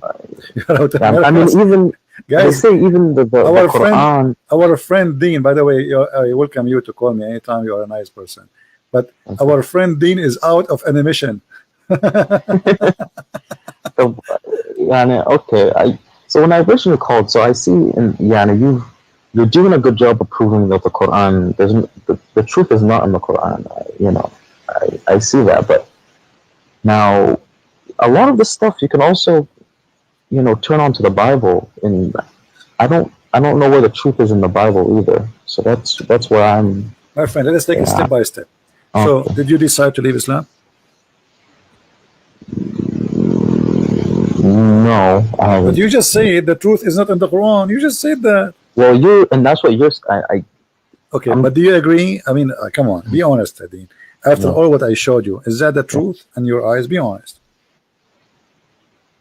Is what is written in the Quran, is that the truth? The sperm became a congealed blood. No, from what I've seen, it's what you showed me and what I've looked up, it's wrong. Yeah. Okay, so let us first come to a decision. Islam is yes or no, and then we can go to the Bible. But but the Bible, even it seems like it's going from one cult to another cult. So I don't know. You see, you can say whatever you want. You can say the Bible is wrong, no problem. Yeah. First, we finish from Islam, and then if you want, you can go and see in the Bible, and we will see together if this is a cult or not. You see, the problem is when somebody try to speak about the Bible, you know what the Bible is first? It's a collection of 66 books. Yeah, but what it is? It's people. I say it's a bunch of legends. Okay, no. Let me tell you. The Bible is history, history of a man, stories of the man, stories, okay, and the words of God. Which mean there's parts where God is talking, and there's big part where he said, she said, this king he said, this prophet he told this person. So stories, all right. So if you want to judge God, you judge God by his teaching. Where's the that? rest, which mean, okay, Jesus said to me, do this. That is God. For me, Jesus is God. All right. Now, if there is a story about a king fighting with other king, this is history, and it's written there because this is the history of the Jews struggling with God, disobeying or obeying. So the Bible is very honest and writing history. As an example, when David disobeyed God, the Bible says David disobeyed God. As simple as that. So it is a history of sin, people committing sin against God, people commit sin against each other, people doing bad and good. That part is for us to learn about history. However, there's a part where God he speak. So when you want to judge, you judge what God said, not what I say. Let us say I was exist in the time of David. I enter upon David. I say, David, you are blah blah blah blah. Okay, and then the one who they are collecting the history, they wrote that in the Bible, because we as a Christian, we don't say the same as Muslim. The Muslim, they say the Quran, every letter there is written by God himself, correct? Right. No, for us we don't believe in that. For us we believe that the word of God is in the Bible, but in there too there's man history, which means this is a book written by the man about God and about the man. So there's a stories about the man, and there's a stories coming from God. Same things, God he gave orders. So God said is God said. Man said is man said. Okay. Now, how do you know it's coming from God? It says there. It says so because it says it's coming from God, that means it's coming from God. My friend, okay, yeah, The but Quran yeah, says no. You see, from God. but So what do you mean? you can prove easy what is can be from God, what is not. Just the same. We can use the same method we use here. Like the Muslims. The problem with Muslims, they have like stories of like they say to you, Samson he left he lost his power because he cut his hair. But this is not about. This is not because of his hair. This is about it's about sin. The same as Adam, he lost his eternal life because he commits sin. So he have an absolutely amazing power to live forever. He's in heaven. That power is taken from him. So all the Bible is from the beginning to the end. Even the stories, which is, you can say literally, we can take them. Those stories are spiritual stories. Even the names of the Bible are spiritual names. As an example, when we say, you can go right now, you can do this, when you have time. Check the name of every name in the Bible. You will see they are not names. Not a single one of them is a name. It's a sentence. It's a statement. It's a spiritual statement. God is with us.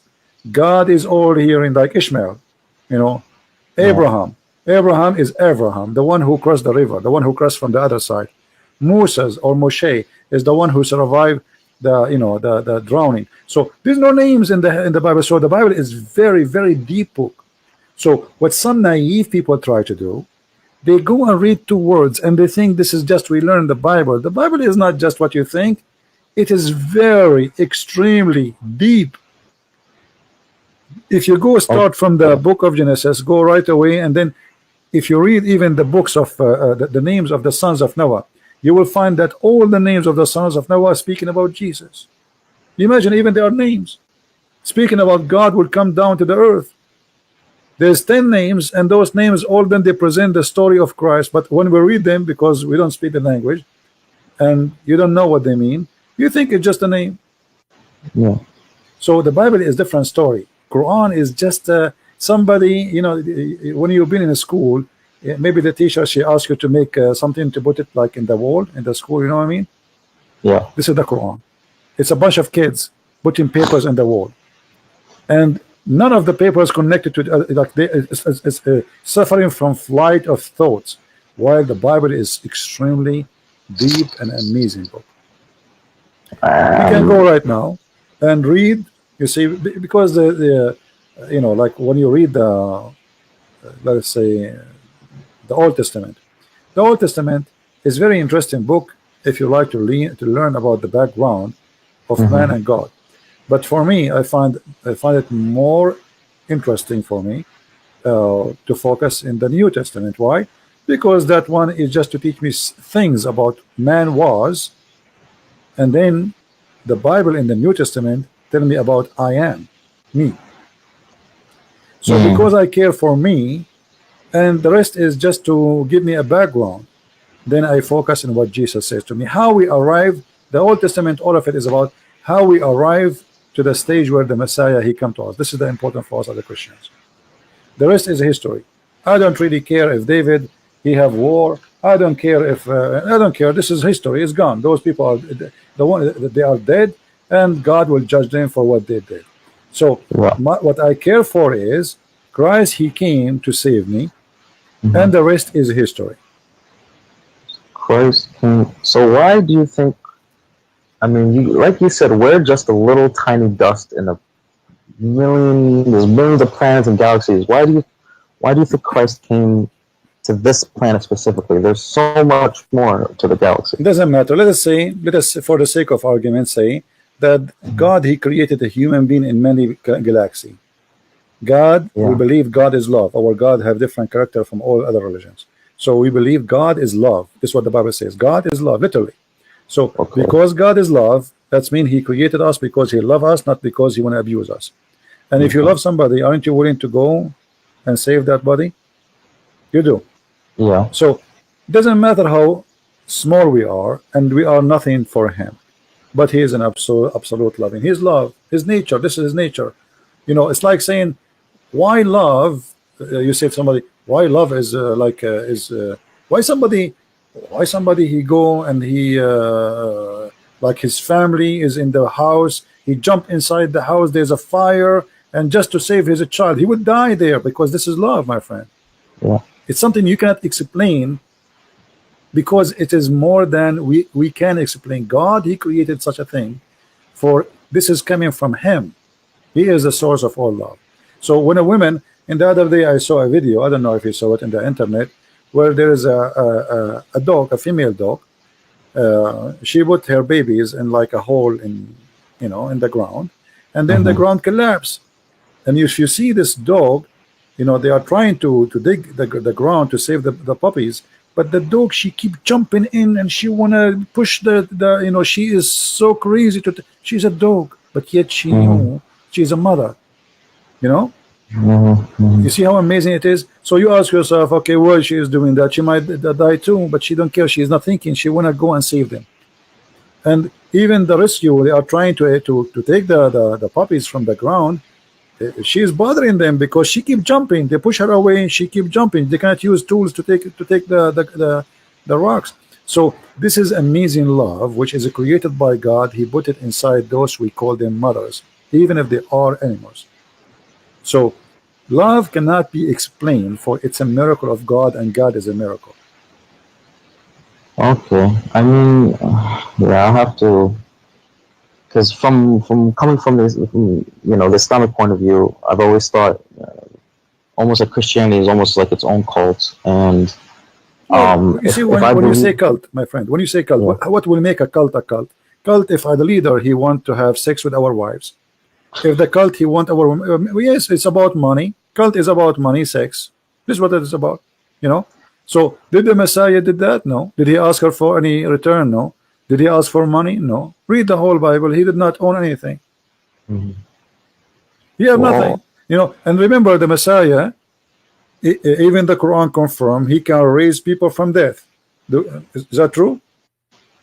yeah, I mean, Okay. But imagine, my friend Deen, imagine I now today, I can raise people from death. Do you know how much power that can give me in this earth? How many kings will bow down under my feet to bring them back to life? a lot. They will give me all their kingdoms. This is amazing power. So, but yet the Messiah, he had nothing. He never asked for anything. He never asked for money. He never asked for Muhammad. He gave himself a privilege. So this is how you know the cult. The Messiah, he gave himself. He did not ask us.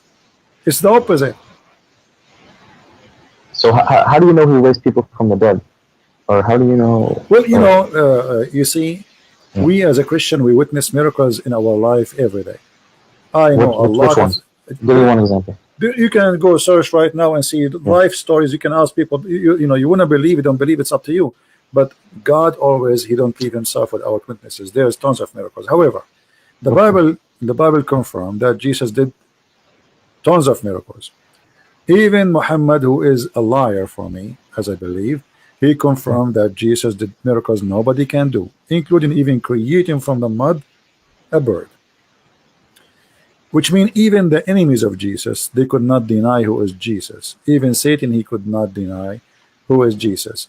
So the second you believe in Christ, you are a different person. And this is the biggest miracle. I know I met people who used to be terrorists and they became amazing people, peaceful, beautiful people. I know people who they used to be criminals, just because they became a Christian, they became so peaceful, so amazing. So this is a living miracle of a human being, how God, he can change you. But in Islam, the opposite. You convert to Islam, second day you want to join Mujahideen and you want to kill people. Yeah, like a police officer just 2 weeks ago, he converted to Islam. A year ago, a year after, he take a knife, he attacked the police station. Allahu Akbar. I mean, you just convert to Islam, what happened? All his life was a policeman protecting the people. He converted to Islam, he wanted to do the opposite. So, you know, the Bible says, from their fruits you shall know them. So in order to know which one is cult, don't judge Christianity by me. I am no one. Who I am, I'm not Jesus. I'm no one. So if you want to judge Christianity to be cult or not, go and see the fruits of Jesus. Which are in the Bible. Which is in the Bible, no, which is in us. Because you see, if I am a person who follows Jesus, look what Jesus says to me. If I practice what Jesus said, Jesus said, never lie. Either you say yay, yay, or nay, nay, which means you don't even take an oath. So lies is gone. Jesus says, love your enemy, bless those who curse you. Huh? Okay. Imagine, Dean, if all the world practiced just one sentence of Jesus. Just this one sentence. Forget about the whole book. Love your enemy. What do you think will happen in this earth? It'll be better. What? There's going to be heaven. Yeah. Right? We will not need weapon. We will not need army. Do you know how much we spend money on in stupid war machines? Most of our, even poor countries, they spend most of their budget in war machines. Their people are dying, but yet they are spending trillions of dollars in buying rusty steel. So a human being life can change if we follow Jesus. Jesus can change you, my friend. Love your enemy. But you know, the Bible, I mean, he doesn't just say love thy enemy. There's this. The Bible also condones slavery. God, you know, no, that's not true, my friend. That's not true. You see, this is all is wrong understanding. You see, the Jews, they live by the law, eye for an eye.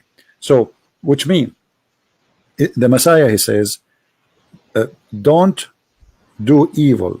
Don't do evil. Don't be like them.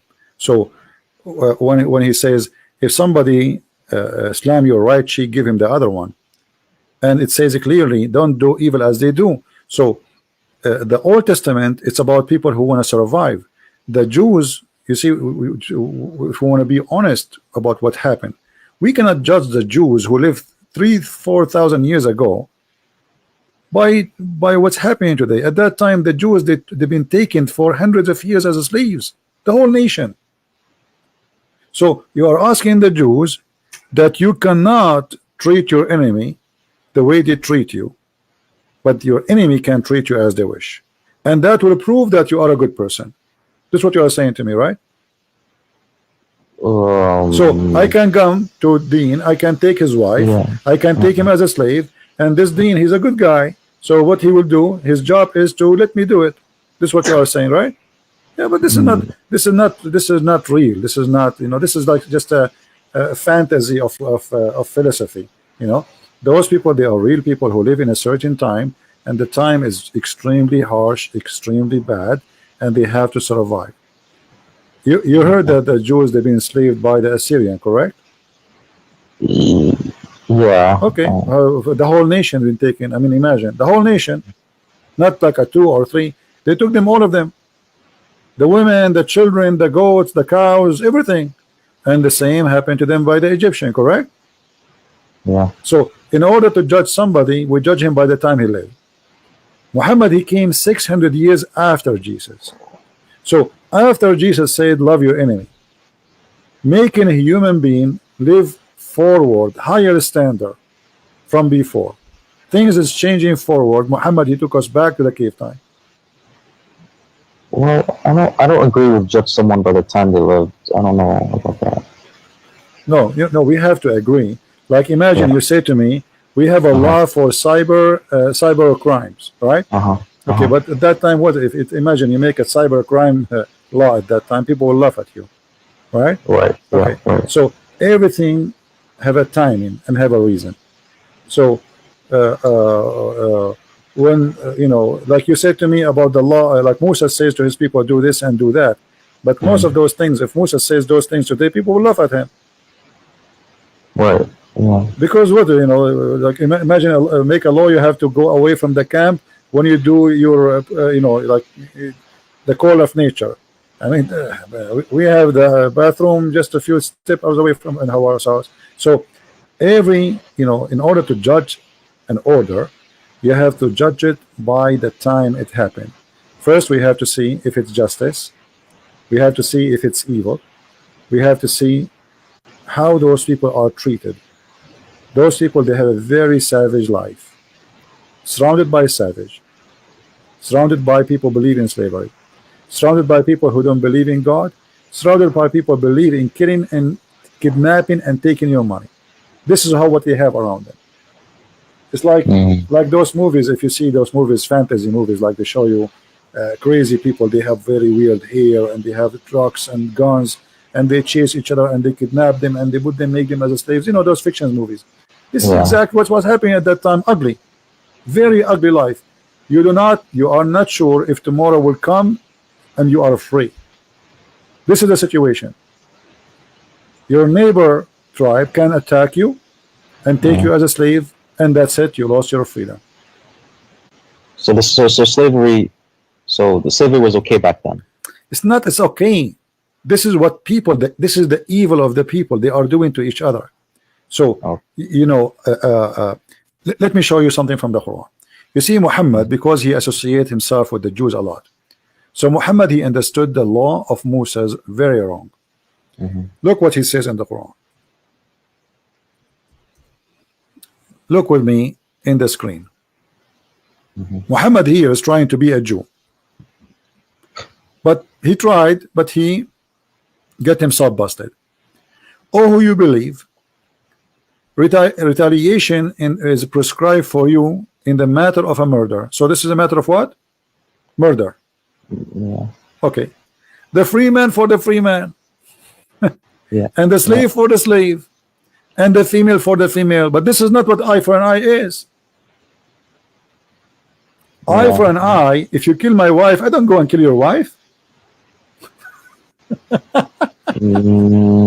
kill the one who killed my wife. This is eye for an eye. You know what I mean? If you kill my slave, I don't go and kill your slave, because the slave did not do anything. Why I want to kill him? The free man for the free man, and the slave for the slave, and the female for the female. Yeah, that doesn't. Okay, so eye for an eye is about, let us say, public justice. You attack me, you take us, you enslave us. I'm going to attack you, and I will do to you what you did to me. All right. Muhammad, he took the law of Moses, but he practiced it in a very funny, stupid way. Because free man for the free man, that's mean that if a free man kill a free man, the free man will be killed. If a free man kill a slave would be killed. Slave for the slave. So a slave he die, a slave will be killed. If you go and read the interpretation, you will see clearly it says if a free man kill a slave, a free man will not be killed. And then he says female for the female, but this is stupid. What do you mean female? You should say the one who killed the female should be killed. So later Muhammad, when he did this law, people, they start laughing at him. He abrogated this verse. If you ask Muslim, they will say to you, this is abrogated. Okay, why did Allah find himself funny and stupid? Yes, he found himself stupid and people laugh at him. Otherwise he will keep it. Ask yourself, I am a prophet, I make a verse, why after 2 weeks or 3 weeks I will abrogate it? Doesn't make sense. It's not like, you know, if this is a verse was given by Moses and Muhammad came 1,000 years after, I understand there's a huge different timing, as we said, because there's a law match with the timing. But this is the same prophet. After a few weeks he changed his mind because people, they start laughing at him, for this is not a justice. So if you want to understand what people they practice during their lifetime, you have to put yourself in their shoes. Muhammad, he did nothing and he have no God. This guy, he is a stealing law of somebody, and because he didn't understand their law, his law became funny. This is not what Musa said. You know what I mean? So when you see in the Old Testament war, well, those people, everybody his hand on them, everybody want to kill them, everybody want to fight them. So they are living in the time where everybody attacking everybody want to take them slaves. So either you die or they die. As simple as that. This is the balance. You know, the Roman and the Persian before Christianity, they were killing each other for how many years? More than 300 years. Non-stop. Okay, what is the reason? I mean, did the Roman have enough land? No, they never have enough land. They want to take more and more, and the same as the Persian. And then Muhammad, he did the same, and his followers. So all of this is about evil and power and money, and slavery is a source of money. I guess. So what I'm trying to say to you, in order to judge somebody, live in his time. So to judge Muhammad, So live in you his can't time, judge no him. problem. You know, no You problem. can't judge him on the 9-year-old No, having I sex cannot. with a 6. You I can't have to judge him because you I didn't have to live judge with it. him. I have to judge him by his time. As an example, the Christian, they never attack Muhammad, so why he attacked him? No problem. I mean, okay, if somebody attack you, okay, protect yourself. You have the right to defend yourself. But the Christian, actually, even the Muslim, they say the Christians, they gave him refugee in Ethiopia, which means if not the Christians, he will be dead. Mm, Is yeah. that how you return? The Jews, Muhammad, he ran away from Quraysh. He went to Yathrib. Yathrib, this is the city of the Jews. They welcome you in their city. Why you kill them later? Yeah. Yeah. So here we don't we see a person, you know, like, I mean, if you have a dog, you feed him, you give him a bone, he will never bite you. Yeah. Mm. Mm. So if you want to Yeah. compare, if you want to see, okay, well, at that time, life is evil, life is ugly, life is disgusting. But Muhammad, he was just following the same life. He did not make it better, he make it more ugly. Actually, he made it legally in the name of God. Yeah, that's true. Yeah. Like But when he says, go and attack the Christians and the Jews and force them to pay jizya. Okay, what is the purpose of this? Do you know what was the purpose? so they don't die. No, I mean, why he did decide to attack the Christians? What happened? Oh, he just um I don't know. He just wanted to be a warlord, so he wanted to. No, actually, there's more than this. You Oh, see, we have to go. This is why I advise you, Dean, when you uh-huh. read anything, to go deeper than what its appearance, and try to get the story. You see, if you go to the verse before it, chapter 9, verse 28, it says, "Oh, who you believe, the idolaters only are unclean, najis, filthy, filthy." You know what najis mean, right? So let them Yeah. not to come near the holy city. Okay. And so now there's no business because nobody can enter Mecca and people will die. Where is the business? Look what we said. Look at this. So if you fear poverty from losing of their merchandise, this is the translation of the Muslims. Allah shall preserve you of His bounty. How? The verse after it: fight against the Christian and the Jews and force them to pay jizya. Do you see it? Yes.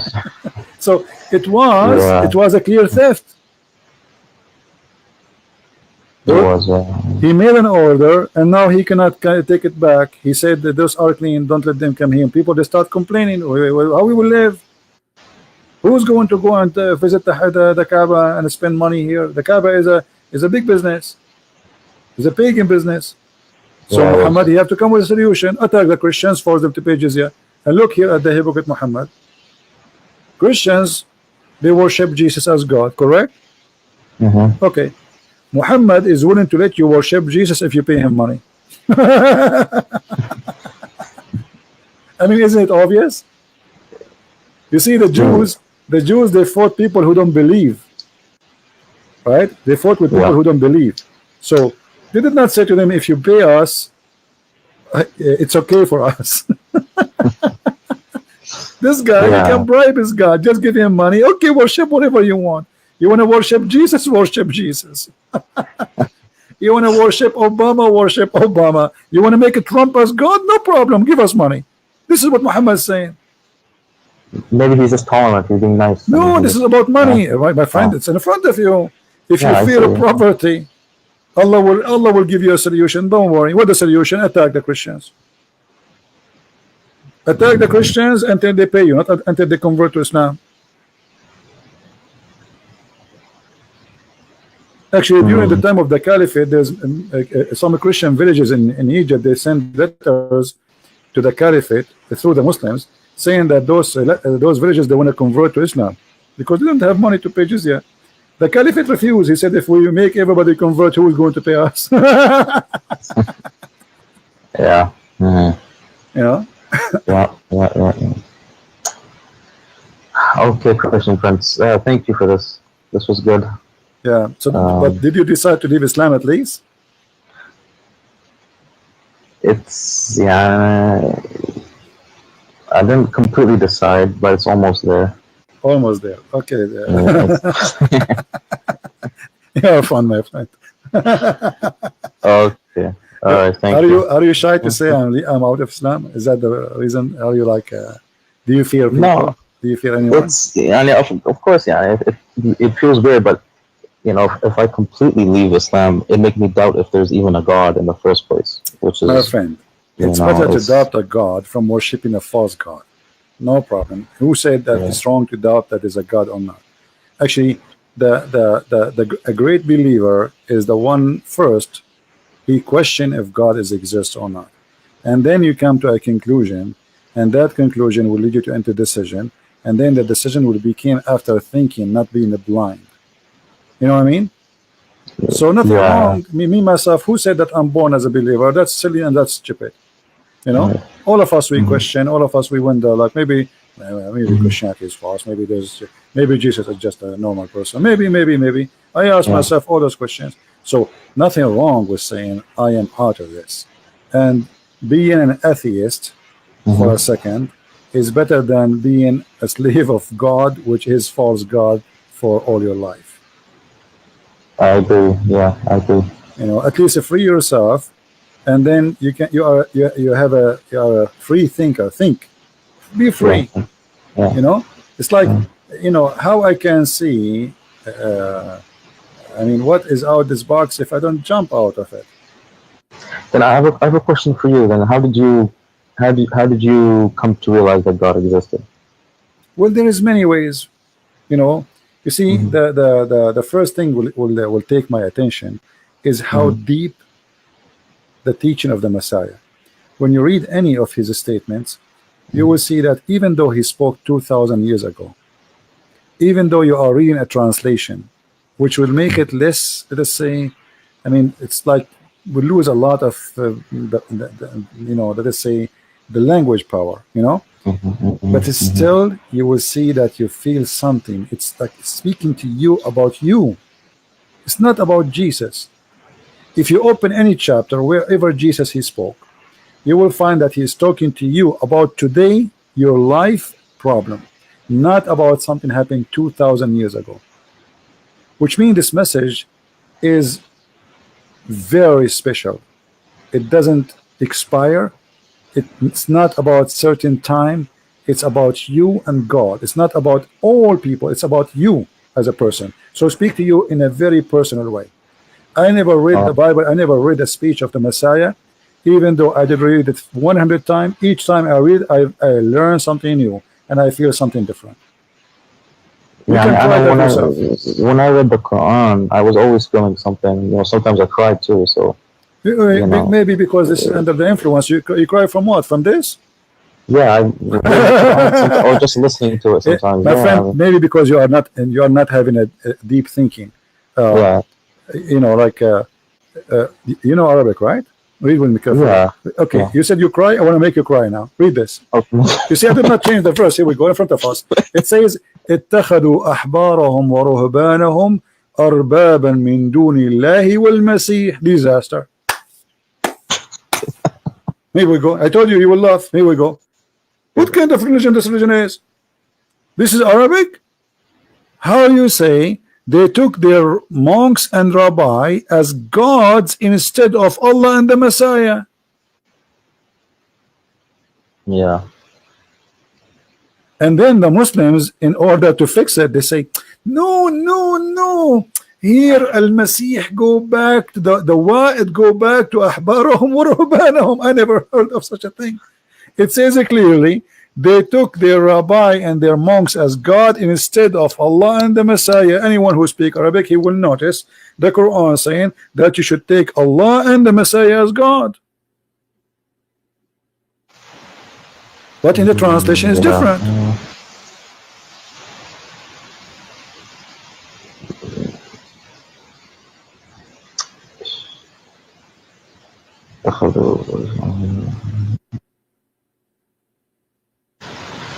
Yeah, I don't know. I have to look into that. But this is what it says in Arabic, correct? I'm not making things up. Yeah, I no, no, yeah, Okay, so I in see the that. translation, they fabricated, they change everything, and they try to say, oh no, here Al-Masih he is saying they took their rabbi and their monks and the Messiah instead of Allah, but it doesn't say that. Arabic is so clear, Yeah. you know. And what the verse is saying, that the Messiah and Allah is one God. Okay. All right. So when you say to me you used to read the Quran and cry, I think you were maybe cutting some onion, my friend. Not even me reading it, just listening to it. You know, they say the poetry. Let me tell it's you, like you see, singing, this is the influence of a nice voice, singing something. If you bring the same guy, he's saying, do you know the story of this guy, what his name, the sheikh who made the chapter, it's called the chapter of At-Tufaha? No. Yeah, there's a very famous scholar, Muslim sheikh, Saudi. So they have a conference. Let me see, maybe I can find it for you on YouTube. Hold on. So, you know, they want to show them how powerful the Quran is. So he said, who is here volunteer to come to the stage? And, you know, a French guy, he came, he don't speak Arabic. So they said to him, the sheikh now is going to recite to you two things. And he will sing them in the same way. You tell us which one touch your heart. You know? And the sheikh, I will find you that. The sheikh, he recite two chapters. One of them he fabricated. It's about the apple. All right, and the other one is the Quran. And then he asked him, which one touched your heart more? The French guy, he said the chapter of the apple. Here we go. Do you see it in the screen? Search for it. الشيخ العريفي يقرأ سورة التفاح. And this is the guy. Here we go. This is the French guy in the stage. It was a horrible. The guy, he said, okay, listen again. I will repeat it for you again. I don't see. Well, I don't. No, I don't see it yet on your screen. Hopefully, someone can put it in the chat so I can. Oh, okay. الشيخ العريفي يقرأ سورة التفاح. Yeah, and this is the French guy. Al-Arifi is very famous person, you know. So, and this is the French guy, and the guy here is the translator, and this is Al-Arifi. So he was saying to him, okay, I will recite for you a chapter, two chapters. One is a true Quran and one is a fake Quran. You tell me which one touched your heart. Al-Arifi, he really did a good job. He sang a chapter which is fabricated. It's called At-Tufah. Hassan singing about At-Tufah, however, made it exactly look like Quran. Sound like the Quran. So the guy, that's haram. You can't. Well, he want to show them, my friend. He want to show them how he will make him cry. Even the guy, he do not know which one is Quran. The Quran will touch your heart right away. The guy, he chose the apple chapter. And this is very embarrassing and very stupid of them. You know, in the beginning, I thought maybe they get this guy, maybe like, you know, he's one of them. You know what I mean?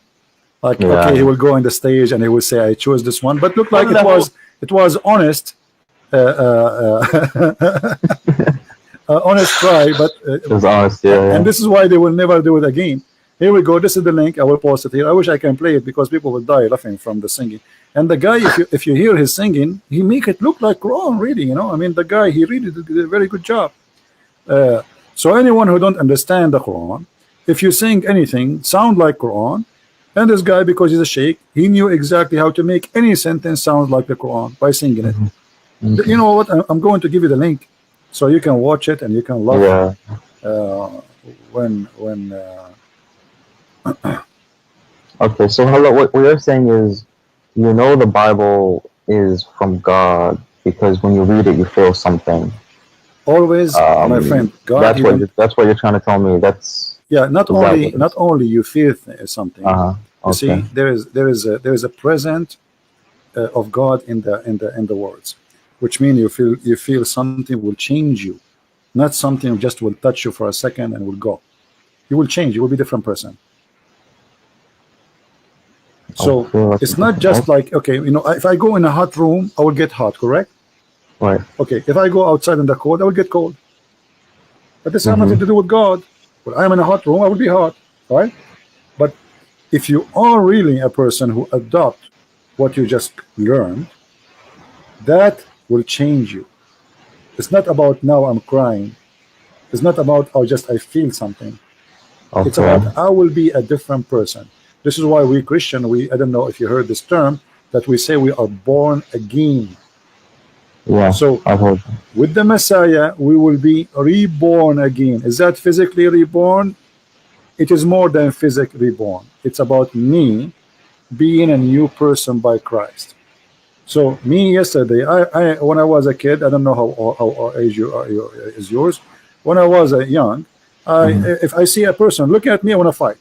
If I see a fight in the end of the street, I run there just to join. You know, I Mhm. used to be a totally different person. Just tell me a fight, I will be there right away in 2 seconds. Don't tell me why. Don't tell me what the reason. You know, I remember once there's the one guy fighting two guys, so I took the side of the one guy because it's not fair. So I took the side, and then we finished the fight. The other two guys they run away, and then the guy he says to me, "So do I know you?" I said, "No." Do I know you? I said, "No, you don't know me. I do not need to know you. Why I need to know you anyway?" So he said, "Why you joined the fight then? Look what happened to your shirt." I said, well, none of your business. Just go. Otherwise, I will fight with you too." So I saw that the guy is alone, and he's not equal to them. He is a little bit short, and they are taking advantage of him. So I joined the fight of the guy who is weak, and I believe this is the right thing to do. But I used to be a different person since I became, in touch with the Messiah. Mhm. I like, let us say, the process of a changing Mhm. continue. It's not just something would happen in a second. It's going to be a process. It's like a Mhm. train going in the right direction. Okay. Got it. All right. Thank you, Christian Prince. All right, I have to go. All right, my friend. Take care. Okay, you too. Bye bye. Bye.